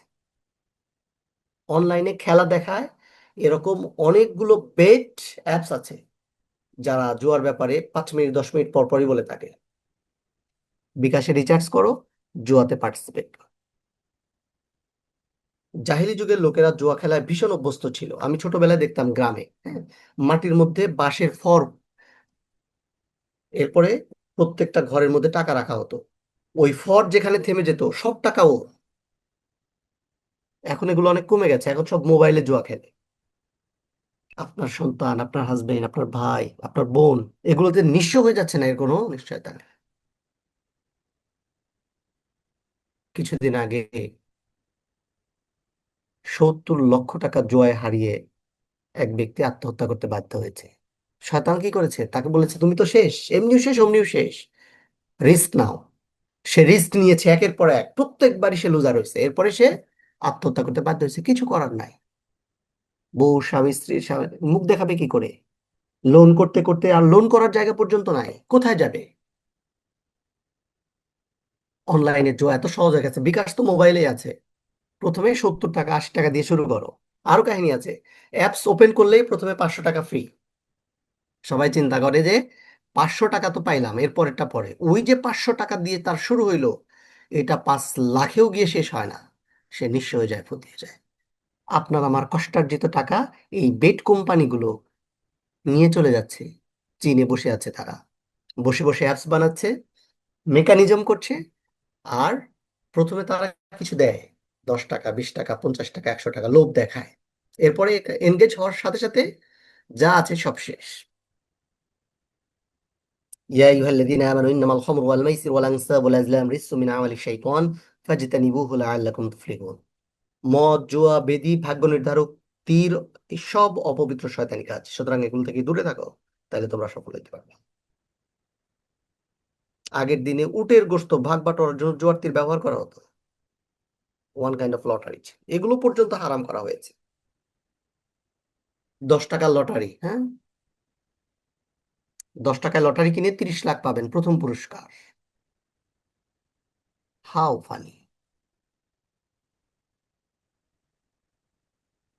বিভিন্ন আসর বানানো হচ্ছে এলাকাগুলোতে, বিভিন্ন জুয়ার আসর, হ্যাঁ, তারপরে বিভিন্ন ওই যে বাণিজ্য মেলা। প্রত্যেক এইসব বাণিজ্য মেলা বা আসরে তারা কি করে, টিকিট ছাড়ে, প্রতিদিন লটারি হয় এবং প্রতিদিন পুরস্কার দেওয়া হয়। হ্যাঁ, তারা অবশ্যই পুরস্কার দেয়, কিন্তু বিনিময়ে তারা এক বিরাট অর্থ হাতিয়ে নেয়। পাশাপাশি অনেক মানুষ, এই যে 10 টাকা মনে হতে পারে 10 টাকা, কিন্তু বিনা পরিশ্রমে এই অর্থ উপার্জনের চিন্তা মানুষকে কি করে, কর্মবিমুখ করে। আরো অনেক ক্ষতিকর দিক আছে। বর্তমানে বাজারে নানা রকম বীমা আর ইন্স্যুরেন্স চালু আছে, জীবন বীমা, যানবাহন বীমা, পণ্য বীমা, অগ্নি বীমা ইত্যাদি। কোন কোন গায়ক তার কণ্ঠস্বর পর্যন্ত বীমা করে। এগুলো হচ্ছে বিভিন্ন ধরনের জোয়া।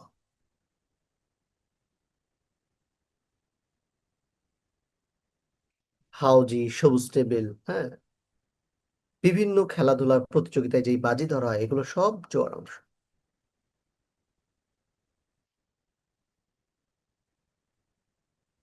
এরপরে আসছে চুরি করার ব্যাপারটা। আমরা মনে করি মানুষের ঘর থেকে টাকা চুরি করে এটা হারাম, কিন্তু এটা মনে করি না পরীক্ষার খাতায় আর একজনের কপি দেখে লেখা, কারো কাছ থেকে শুনে লেখা এটা হারাম। বাচ্চারা জানে না, তাদেরকে এটা শেখানোও হয় না। এই যে ইন্টারমিডিয়েট পরীক্ষা চলছে, বাচ্চাদের টেন্ডেন্সি হলো এমসিকিউ আরেকজনের কাছে জিজ্ঞেস করে নেওয়া যাবে, এটা জায়েজ। এই যে মানসিকতা, তাকে কি করে, ক্ষতিগ্রস্ত করে ফেলে, তার পড়ালেখার প্রতি অনাগ্রহী করে তোলে। সে মনে করে আমি এমসিকিউতে পাশ করলে তো বাকিটা এমনি পাশ করেই যাব। আল্লাহ সুবহানাহু ওয়া তাআলা বলছেন ওয়াস-সারিকু ওয়াস-সারিকাতু ফাকতু আইদিয়াহুমা জাযাআন বিমা কাসাবা নাকালাম মিনাল্লাহ ওয়াল্লাহু আজিজুল হাকীম।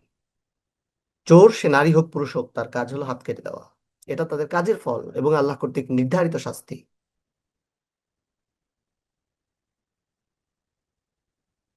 চুরি বা মহাচুরির মধ্যে অন্যতম হলো হজ বা উমরার উদ্দেশ্যে আসা বাইতুল্লাহ শরীফের মেহমানদের কোনো দ্রব্যাদি চুরি করা।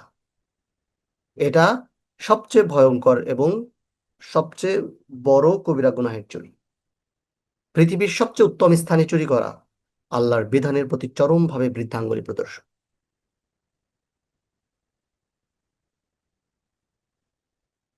গত হজের সময় আমরা দেখলাম যে এয়ারপোর্টে একজন যাত্রীর সমস্ত অর্থ লোপাট করে দেওয়া হয়েছে। হজ ক্যাম্পের মতো একটা জায়গা যেখানে হাজি ছাড়া অন্যদের প্রবেশ নিষেধ, সেখানেও এই ধরনের ঘটনা।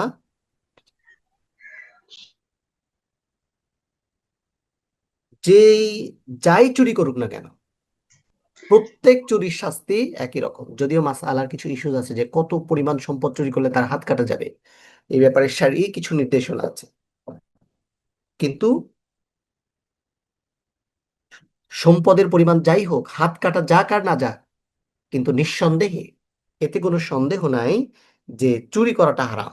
সেটা যাই হোক, ইভেন কারো বাসায় গিয়ে একটা বই চুরি করা, কারো বাসায় গিয়ে একটা খেলনা নিয়ে আসা, অফিস থেকে নিজের মনে করে 10টা কাগজ নিয়ে চলে আসা, জেনে শুনে অফিস থেকে 5টা, অফিসের ব্র্যান্ডিং এর জন্য কলম আছে 5টা কলম নিয়ে আসা, ক্যালেন্ডার আছে অফিসে 50টা, 10টা নিয়ে আসা কাউকে না জানিয়ে। আপনার দায়িত্ব দেওয়া হয়েছে যে 100টা ক্যালেন্ডার বিলি করেন, আমাকে বলা হয়েছে যে 50টা ক্যালেন্ডার 50 জন কাস্টমারকে দিবেন, আমি 40টা দিয়ে বাকি 10টা বাসায় নিয়ে এসে আমার আত্মীয় স্বজনকে দিলাম। এগুলোকে মানুষ কি করে না, অপরাধ মনে করছে না। আপনি ব্যবসা করেন, আর একজনের ডিজাইন কপি করে নিয়ে নিজের নামে চালিয়ে দেওয়া, তার পারমিশন ছাড়া একই ডিজাইনের প্রোডাক্ট তৈরি করা, সব কি চুরি। এগুলো সব হারাম।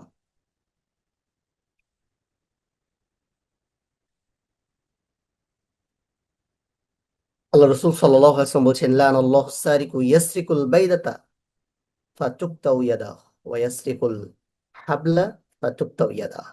চোরের উপর আল্লাহর লানত। যে ব্যক্তি একটা ডিম চুরি করে, এরপর তার কাজ হলো তার হাত কাটা হয়, এবং যে ব্যক্তি এক গাছি রশি চুরি করে তারও হাত কাটা যাবে। তার মানে প্রত্যেকটা জিনিস তার মালিকের অনুপস্থিতিতে না জানিয়ে না নিয়ে আসা, এটা হলো চুরি।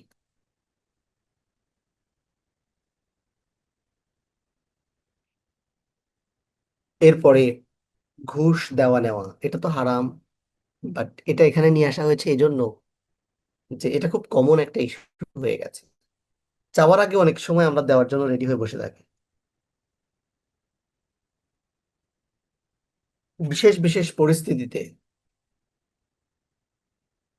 এই ধরনের কাজ কখনো কখনো জায়েজ হতে পারে।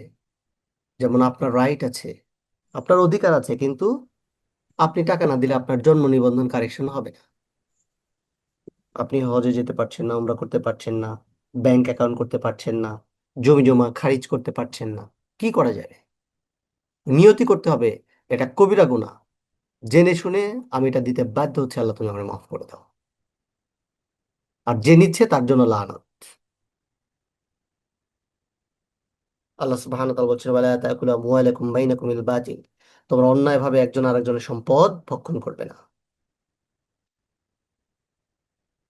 আল্লাহ রাসূল সাল্লাল্লাহু আলাইহি ওয়াসাল্লাম বলছেন লানাল্লাহু রাশি ওয়াল মুরতাশি ফিল হুকম, বিচার ফায়সালায় ঘুষদাতা এবং ঘুষ গ্রহীতা উভয়ের জন্য আল্লাহ লানত।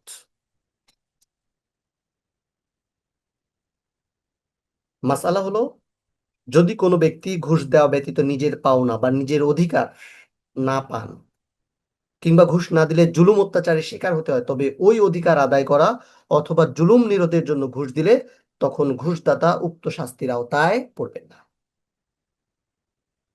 অন্যের জমি দখল করা ঢাকা শহরে খুবই কমন। আপনি যে জমি কিনছেন বাড়ি করতে পারবেন না। ম্যানেজ করতে হবে।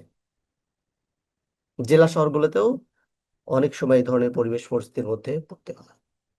রাজনৈতিক কারণে, প্রতিহিংসার কারণে অন্যের জমি দখল করা, কারো রাজনৈতিক দুর্বলতার সুযোগ নিয়ে তার সম্পদ, ব্যবসা বাণিজ্য দখল করা।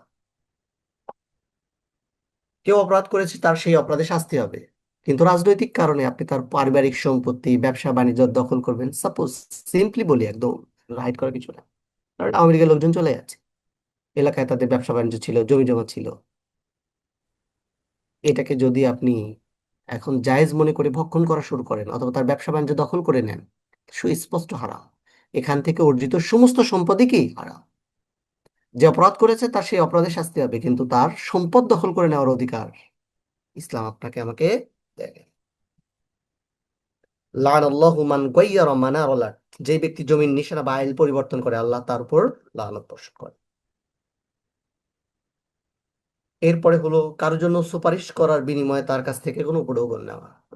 আমার ক্ষমতা আছে, আমি চাকরির জন্য একটা রিকমেন্ড করে দিলাম, বিনিময়ে আমি একটা উপঢৌকন নিলাম। তার মানে এই উপঢৌকনের নামে যা কোনো কিছু গ্রহণ করা হবে এগুলো সব হারাম। তবে কোনো যোগ্য মানুষের জন্য রিকমেন্ড করার ব্যাপারে শরীয়তের কিছু নির্দেশনা আছে। আল্লাহ রসুল সাল্লাল্লাহু আলাইহি ওয়াসাল্লাম বলছেন, ইশফাউ তুজারু, তোমরা সুপারিশ করো, বিনিময়ে সওয়াব পাবে। কিন্তু এই সুপারিশ এবং মধ্যস্থতার জন্য কোনো বিনিময় গ্রহণ করার কোনো সুযোগ নাই। আল্লাহ রসুল সাল্লাল্লাহু আলাইহি ওয়াসাল্লাম বলছেন, মান শাফা আলি আহাদিন শাফা ফা আহদালাহু হাদিয়া ফা কাবিলাহা ফাকাদ আতা বাবান আজিমান মিনার রিবা। সুপারিশ করা দারুণ, যে ব্যক্তি সুপারিশকারীকে উপঢৌকন দেয় এবং যে ওই উপঢৌকন গ্রহণ করে, তাইলে সে ব্যক্তির সুদের অনেকগুলো স্টেজের মধ্যে একটা স্টেজে প্রবেশ করে। তার মানে ভালো মানুষের জন্য, ভালো কাজের জন্য সুপারিশ করা যাবে, কিন্তু এর বিনিময়ে কোনো ধরনের কোনো উপঢৌকন নেওয়া যাবে না। সমাজে প্রচলিত অনেকগুলো হারাম কাজের মধ্যে আরেকটা কমন হারাম কাজ, সেটা হলো শ্রমিকের পূর্ণ মজুরি না দেওয়া। পূর্ণ মজুরি বলতে কি বোঝায়? পূর্ণ মজুরি হলো যে একটা ব্যবসা, আপনি মাসে 1 লাখ টাকা লাভ করেন, আপনার শ্রমিক আছে, তাদেরকে 10,000 দিয়ে শেষ করেন, বাকি 90,000 হারাম। এইটাই হারাম। বলা হচ্ছে আতুল আজিরে আজরাহু কবলা ইয়াজিফা আরাকা, শ্রমিকের গায়ের ঘাম শুকানোর পূর্বে তোমরা তার মূল্য পরিশোধ করো। একজন শ্রমিক কাজ করে মাসের পর মাস, দিনের পর দিন, তার মজুরি পরিশোধ করা হয় না। গার্মেন্টস বা অন্যান্য সেক্টর অথবা কনস্ট্রাকশন রিলেটেড সেক্টরে দেখা যাচ্ছে মধ্যস্বত্বভোগী যারা প্রচুর পরিমাণে অর্থ উপার্জন করে কোনো পরিশ্রম ছাড়াই, একটা কাজ নিয়ে আসছে, এটাই তার অ্যাচিভমেন্ট। কিন্তু মাঝখান থেকে যারা এই কাজটা শেষ করেন বা যারা এই কাজ বাস্তবায়নের চেষ্টা করে, সেই শ্রমিকদের কি করা হয়? মাহরুম করা হয়, বঞ্চিত করা হয়। ইভেন বাসার অধীনস্থ যারা আছে তাদের থেকে শুরু করে প্রত্যেক জায়গায় যারা শ্রমের বিনিময়ে অর্থ উপার্জন করে, এটাকে সবচেয়ে উত্তম হালাল বলা হয়েছে। উপার্জনের মধ্যে সবচেয়ে উত্তম উপার্জন হলো যেটা মানুষ নিজ হাতে উপার্জন করে। বেতন বা মজুরি পরিশোধে গড়িমসি করা, বেতন বা মজুরি বৃদ্ধি না করে কেবল নিজের পরিমাণ বা সময় বৃদ্ধি করা, শ্রমিককে তার অতিরিক্ত কাজের পারিশ্রমিক থেকে বঞ্চিত করা, ওভারটাইম থেকে, ইত্যাদি ইত্যাদি, এগুলো সব হারাম কাজ। এরপরে আমি শেষ করি না, আর একদিন মনে হয় এটা করতে হবে ইনশাল্লাহ। আর একটা বলে শেষ করি, সেটা হলো সন্তানদের কিছু প্রদানে ইনসাফ না করা। এইটা এখনকার সমাজে একটা কালচারে পরিণত হয়েছে। আমাদের সমাজে এরকম অনেক পিতামাতা আছেন যারা এক সন্তানকে হে বাবা উপহার দিলে অন্য সন্তানকে দেন না। নিয়ম হলো সন্তানদের সবাইকে বিশেষ কোনো উপহার সমান হারে দিতে হবে, আর যদি না দেন তাহলে কাউকে দেওয়া যাবে না। হ্যাঁ, ভিন্নতা থাকতে পারে, যেমন যদি কোনো একজন সন্তান অটিস্টিক, বিশেষ চাহিদা সম্পন্ন শিশু, তার ক্ষেত্রে আপনি ভিন্ন স্টেপ নিতে পারেন, এটা ইসলাম অ্যালাউ করে। সেটা একটা ডিফারেন্ট কেস, কিন্তু স্বাভাবিক পরিক্রমায় সন্তানদের যে কোনো উপহার দিলে সেটা সমানভাবে দিতে হবে।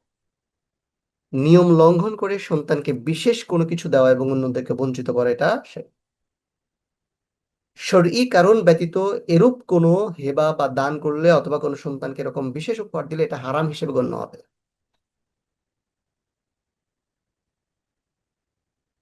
কেমন?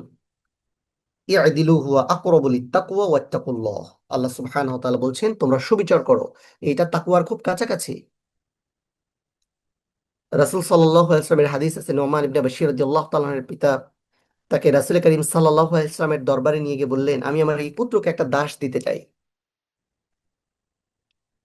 আল্লাহ রসুল সাল্লাল্লাহু আলাইহি ওয়াসাল্লাম এই কথা শোনার পরে বললেন, তোমার সকল সন্তানকেই তো তুমি এরকম একটা করে দাস উপহার দিতে চাও কিনা?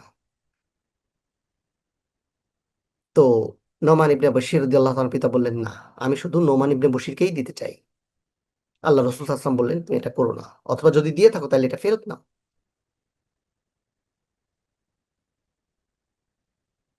তাইলে কোনো কোনো পিতামাতাকে এটা দেখা যায় যে তারা তাদের সন্তানকে বিশেষ করে অহেতুক অগ্রাধিকার দিয়ে বিশেষ কিছু দিয়ে থাকে। সন্তানদের মধ্যে মন কষাকষি সৃষ্টি হয়, একে অপরের প্রতি শত্রু ও বিদ্বেষ ভাব তৈরি হয়।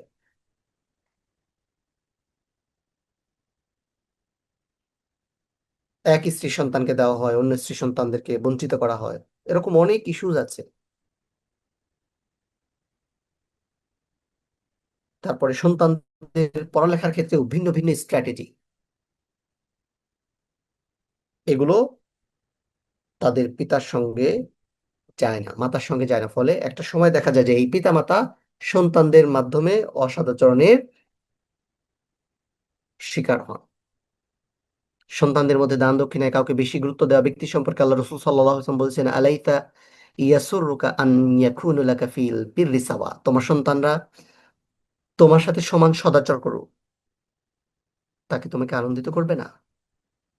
যদি এটা চাও তাহলে তুমি সন্তানদের সাথে কি করো? সচ্চারণ করো। সুতরাং সন্তানদের প্রতি দান দক্ষিণায় ইনসাফ করা বা সমতা রক্ষা করা এটা অপরিহার্য। আর ইচ্ছাকৃতভাবে এটা না করা হলো হারাম। সর্বশেষ আর একটা বলে শেষ করে, আরেকদিন ক্লাস নেওয়া যাবে কিনা জানি না, আর অনেকগুলো ইস্যু আছে, বলা যাবে আরেকদিন। একটা হলো ঋণ পরিশোধে অনীহা প্রদর্শন করা। আজকের এই সুদভিত্তিক সমাজ ব্যবস্থা তৈরি হয়েছে কারণ কি? মানুষ কর্জে হাসানার মতো বিষয়গুলোকে তুচ্ছ তাচ্ছিল্য করে এটাকে শেষ করে দিয়েছে। টাকা নিয়ে আর টাকা ফেরত দেয় না। ফলে মানুষ কর্জে হাসানা দেওয়া বন্ধ করে দিচ্ছে দিনের পর দিন। আমি হয়তো মনে করছি আমি টাকা নিয়েছি, আস্তে আস্তে দিব দিব না। মানুষ টাকা নেওয়ার পরে এটাকে নিজের সম্পদ হিসেবে চিন্তা করে। ফলে যেই মানুষ কর্জে হাসানা দিতে অভ্যস্ত ছিল, সে কর্জে হাসানা দেওয়া বন্ধ করে দেয়। ফলে আমার কারণে আরো অসংখ্য মানুষ উপকার উপকৃত হওয়া থেকে বঞ্চিত হয়। তার মানে এটা শুধুমাত্র আমাদের সাথে সম্পৃক্ত নয়, এটা অনেক মানুষের সাথে সম্পৃক্ত। কর্জে হাসানা দেওয়াকে সদাকার চেয়েও উত্তম ইবাদত হিসেবে কারণ করা হয়েছে। পুরস্কারের ক্ষেত্রে দান করলে যে সওয়াব, সদাকা কর্জে হাসানা দেওয়াকে তার ডাবল সওয়াব হিসেবে কোন কোন জায়গায় উল্লেখ করা হয়েছে। কিন্তু এখন কর্জে হাসানা দিলে আপনি ঠকে যাবেন, মানুষ আর টাকা রিটার্ন করবে না। আমার একটা কর্জে হাসানা প্রজেক্ট ছিল, 2 লাখ টাকা এটার মধ্যে ফান্ডিং ছিল। আল্লাহ রহমতে এখন এক পয়সাও নাই। কয়েকদিন ধরে আবার কয়েকজন বোন বলছেন যে একটা করে, যায় গেল। কিন্তু এতে করে যেটা হয় সেটা হলো মানুষের সাথে সম্পর্ক নষ্ট হয়ে যায়। দান করে দিলাম, ফিসাবিল্লাহ চলে গেল, কিন্তু কর্জে হাসানা দিয়ে আমার এক্সপেকটেশন কি? এটা সে রিটার্ন করবে, আমি আবার আরেকজনকে দিব। কিন্তু সে রিটার্ন না করার কারণে দেখা যাচ্ছে সম্পর্কটাই কি হয়ে যায়? নষ্ট হয়ে যায়। তো এই জন্য ঋণ পরিশোধে কোনো ধরনের অনীহা প্রদর্শন করা উচিত না। এই যে ব্যাংক লোন নিয়ে মানুষ কি করে? ইচ্ছে মতো করে। ওই যে বললাম আমরা আলিমান ইনস্টিটিউটে যে অফিসটা নিয়েছি, এটা বাইং হাউজের অফিস ছিল, যে কি পরিমাণ ডেকোরেশন করেছে এটা কল্পনার বাইরে। অথচ তার ব্যবসা ছিল না, বাড়িওয়ালাকে বাড়ি ভাড়া না দিয়ে সে পালায় চলে গেছে। অথচ এই অফিস দেখেই তো সে ব্যাংক থেকে লোন নিয়েছিল। এই যে ব্যাংক থেকে যে লোন নিয়েছে, এই ব্যাংকের টাকা তো ব্যাংকের না, এই ব্যাংকের টাকা তো অনেক সাধারণ মানুষের। এখন ব্যাংক তো কি করবে? এটাতে যেমন ব্যাংকিং ব্যবস্থা ক্ষতিগ্রস্ত হয়, দেশের ব্যবসা বাণিজ্য বা স্বাভাবিক অর্থনৈতিক অবস্থা ক্ষতিগ্রস্ত, এরকম অসংখ্য জিনিস ঘটে যেখানে মানুষের অধিকারগুলো কি হয়ে যায়? নষ্ট হয়ে যায়। একজন ব্যাংক কর্মকর্তার চাকরিও চলে যেতে পারে এই ধরনের কাজে। সুতরাং যেখান থেকেই আমি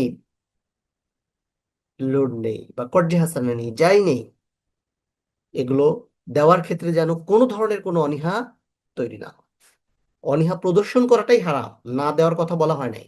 সে যে ঋণ প্রদর্শনে যদি কেউ অনীহা প্রদর্শন করে তাইলে এটা হারাম। মান আখাদা আমওয়ালান নাস ইউরিদু আদাআহা আদাল্লাহু আনহু ওয়া মান আখাদা ইউরিদু ইতলাফাহা আতলাফাহুল্লাহ। যে ব্যক্তি পরিশোধের নিয়তে মানুষের সম্পদ গ্রহণ করে, আল্লাহ তাআলা তার পক্ষ থেকে তা পরিশোধ করে দেন। আর যে তা বিনষ্ট করার নিয়তে গ্রহণ করে থাকে, আল্লাহ তাআলা তাকে বিনষ্ট করে দেন। সুতরাং এই যে বড় বড় ব্যবসায়ীরা কেন নষ্ট হয়ে যায়? বুখারী শরীফের 2387 নম্বর হাদিস। এই হাদিস যদি আমাদের ব্যবসায়ীরা জানতো, ওরা নিয়তি করে। আজকাল একটা পলিটিক্যাল একটা গ্রুপ তৈরি হয়েছে, আপনাকে 1 কোটি টাকা লোন নিয়ে দিবে, মাঝখানে আপনি তাকে 10-20 লাখ টাকা দিবেন এবং বলেই দিবে যে এই লোন আপনাকে পরিশোধ করতে হবে না। এটার প্রসেসও তারা বলে দিবে। চিন্তা করছেন? তো আল্লাহ রসুল সাল্লাল্লাহু বলেছেন, যারা এইভাবে এই ইন্টেনশনে লোন গ্রহণ করে যে আমি রাজনৈতিক সুযোগ সুবিধা নিয়ে লোন দিব না, আমি ঋণ খেলাপি হয়ে যাব, এরপর দেউলিয়া ঘোষণা করব নিজেকে, অথবা অন্যান্য সবকিছু সুযোগ সুবিধা মাফ করে নিব, বা বিভিন্ন ঋণ মাফ করাই নিব, বা বিভিন্ন সুপারিশ নিয়ে ফেলবো, কিছু টাকা দিব কিছু টাকা দিব না, আল্লাহ সুবহানাহু বলছেন ওর ব্যবসায় ধ্বংস হয়ে যাবে। বুখারী শরীফের হাদিস। তাইলে এই যে বড় বড় ব্যবসায়ীরা দেউলিয়া হওয়ার পথে, কালকে দেখলাম সিটি গ্রুপ, এত বড় একটা কোম্পানি, 26,000 কোটি টাকা ঋণ। 1-2টা টাকা না, 26,000 কোটি টাকা ঋণ। এই সব টাকা তারা ব্যাংক থেকে লোন নিয়েছে। কত মানুষের টাকা আছে এই 26,000 কোটি টাকার মধ্যে, ক্যান ইউ ইমাজিন? হয়তো কোনো মানুষের চাকরি শেষে পাওয়া সমুদয় তার সারা জীবনের কষ্টার্জিত সম্পদ সেই ব্যাংকে রেখেছে। অথচ এই এরকম গ্রুপ অফ কোম্পানিজ তারা এগুলো সব কি করে ফেলছে? লোপাট করে ফেলছে। এস আলম, বেক্সিমকো, তাদের কাজই কি? মানুষের সম্পদ নিয়ে খেলাধুলা করা, ইচ্ছে মতো লোপাট করা।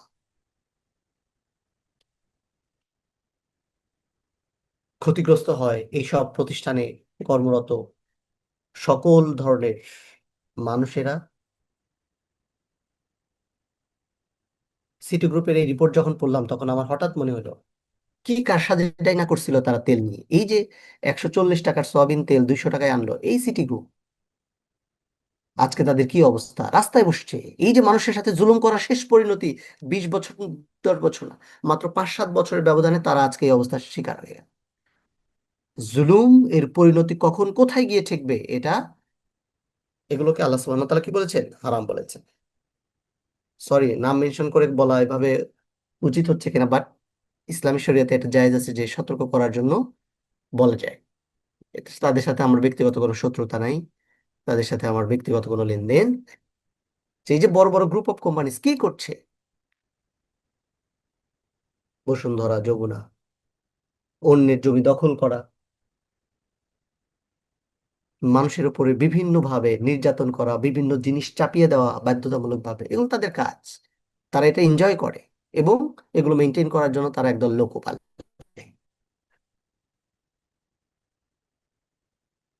আল্লাহ সুবহানাহু ওয়া তাআলা বলছেন যে এই ধরনের কাজের সাথে সম্পৃক্ত ব্যক্তি তারা কি হয়ে যাবে? ধ্বংস হয়ে যাবে। আল্লাহ তাকে বিনষ্ট করে দেন। হাদিসের পরিভাষা হচ্ছে ওমান আখাদা ইউরিদু ইতলাফাহা আতলাফাহুল্লাহ। যারা এই ধরনের ইন্টেনশন মেক করে, আল্লাহ তাদেরকে ইতলাফ করে দেন, তাদেরকে বিনষ্ট করে দেন। মানুষ ঋণ পরিশোধের ক্ষেত্রে বড় উদাসীন, এগুলোকে খুবই তুচ্ছ মনে করে, অথচ আল্লাহ সুবহানাহু কাছে এটা খুবই গুরুত্বপূর্ণ। এমনকি আল্লাহ রাস্তায় শহীদ ব্যক্তি এত সব মর্যাদা এবং অগণিত সওয়াবের অধিকারী হওয়া সত্ত্বেও ঋণ পরিশোধের দায় থেকে সে অব্যাহতি পায়নি। রাসূল সাল্লাল্লাহু আলাইহি ওয়াসাল্লাম বলছেন, সুবহানাল্লাহ, ঋণ পরিশোধ কি কঠোর বাণী! ঋণ পরিশোধ প্রসঙ্গে আল্লাহ সুবহানাহু ওয়া তাআলা কত কঠোর বাণী আমাদের জন্য নাযিল করেছে। সাহাবাগণ বললেন, আমরা এটা শুনে চুপ হয়ে গেলাম এবং ভীত হলাম। অতঃপর যখন পরের দিন আসলো, আমরা আল্লাহ রসুলকে প্রশ্ন করলাম, হে আল্লাহ রসুল, কি কঠোর বাণী আল্লাহ নাজিল করেছেন? আল্লাহ রসুল সাল্লাল্লাহু আলাইহি ওয়াসাল্লাম বললেন যে ওয়াল্লাযী নাফসি বিয়াদিহি লাউ আন্না রাজুলান কুতিলা ফী সাবিলিল্লাহ সুম্মা উহইয়া সুম্মা কুতিলা সুম্মা উহইয়া সুম্মা কুতিলা ওয়া আলাইহি দাইনুন মা দাখালাল জান্নাত হাত্তা ইউকদা আনহু দাইন। যার হাতে আমার জীবন, সেই সত্তার কসম, ঋণগ্রস্ত অবস্থায় কেউ যদি আল্লাহ রাস্তায় শহীদ হয়, এরপরে যদি জীবিত হয়, তারপর সে যদি আবার শহীদ হয়, তারপর যদি আবার জীবিত হয়, তারপর যদি আবার শহীদ হয়, তারপর যদি আবার জীবিত হয়, তবুও ঋণ পরিশোধ না করা পর্যন্ত সে জান্নাতে প্রবেশ করতে পারবে না। অথচ হার হামেশাই এই ধরনের কাজের সাথে আমরা সম্পৃক্ত। ব্যাংক লোন নেওয়া থেকে শুরু করে, মানুষের কাছে কর্জে হাসিল নেওয়া থেকে শুরু করে, ছোটখাটো জিনিস ঋণ নেওয়া থেকে শুরু করে, সব প্রত্যেকটা বিষয়ে এই ব্যাপারগুলোতে আমাদের কি করতে হবে? সচেতন হতে হবে। আমরা যদি সচেতন না হই, তাইলে আমাদের ইবাদতগুলো, কষ্টার্জিত ইবাদতগুলো সব কি হয়ে যাবে? অর্থহীন হয়ে যাবে। সম্মানিত উপস্থিতি, আর একদিন শেষ করবো। আজ হারাম থেকে বের হয়ে আসার যে ইনস্ট্রুমেন্ট আছে এবং অন্যান্য ক্লাসগুলো নিয়ে আমরা আর একদিন ইনশাআল্লাহ আলোচনা শেষ করব। কেমন? সর্বশেষ যে কথাটা বলে শেষ করতে চাই সেটা হলো, আজকের আলোচনা শেষে আমি আপনাদের সামনে একটা প্রশ্ন রাখতে চাই। সেটা হলো, ধরেন আজকে রাতেই আমাদেরকে আল্লাহর ডাকে সাড়া দিতে হবে। আমাদের মোবাইলের গ্যালারি, আমাদের সার্চ হিস্ট্রি, আমাদের ব্যাংক হিসাব, আমাদের ব্যবসার লেনদেন, আমাদের ব্যক্তিগত চ্যাট, আমাদের চোখ, কান, জিহ্বা, অন্তরের গোপন বিষয়, এই সব যদি আজ আল্লাহ সুবহানাহু ওয়া তাআলার সামনে উন্মুক্ত হয়ে যায়, আমরা কি আসলেই স্বস্তিতে থাকবো কিনা? That's the question.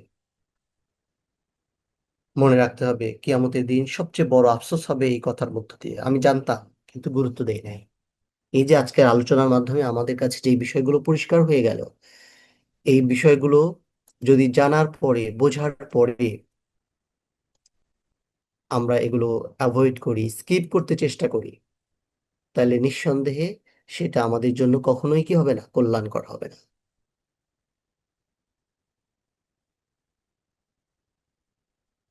কেমন? মনে রাখতে হবে যে আমার আপনার এখনো সুযোগ আছে, আজকেও সুযোগ আছে। আমরা যেন এই জায়গাগুলো ঠিক করে নিতে চেষ্টা করি, শুধরিয়ে নিতে চেষ্টা করি।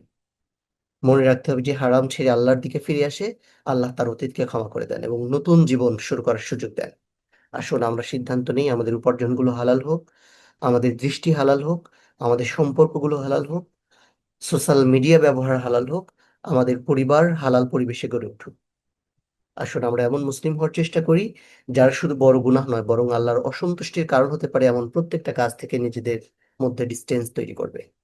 আল্লাহ সুবহানাহু ওয়া তাআলা আমাদের অন্তরকে যেন জীবিত করেন, হারামকে ঘৃণা করার যেন শক্তি দেন, হালালকে ভালোবাসার যেন তৌফিক দান করেন। আমরা চাইলেই অনেক বিষয়গুলোকে অ্যাভয়েড করতে পারি। নিঃসন্দেহে আমাদের আন্তরিকতা, আমাদের সদিচ্ছা আমাদের ঈমানকে আরো মজবুত করবে, শক্তিশালী করবে। সুবহানাকা আল্লাহুম্মা ওয়া বিহামদিকা নাশহাদু আল্লা ইলাহা ইল্লা আনতা নাস্তাগফিরুকা ওয়া নাতুবু ইলাইক। আসসালামু আলাইকুম ওয়া রাহমাতুল্লাহি ওয়া বারাকাতুহু।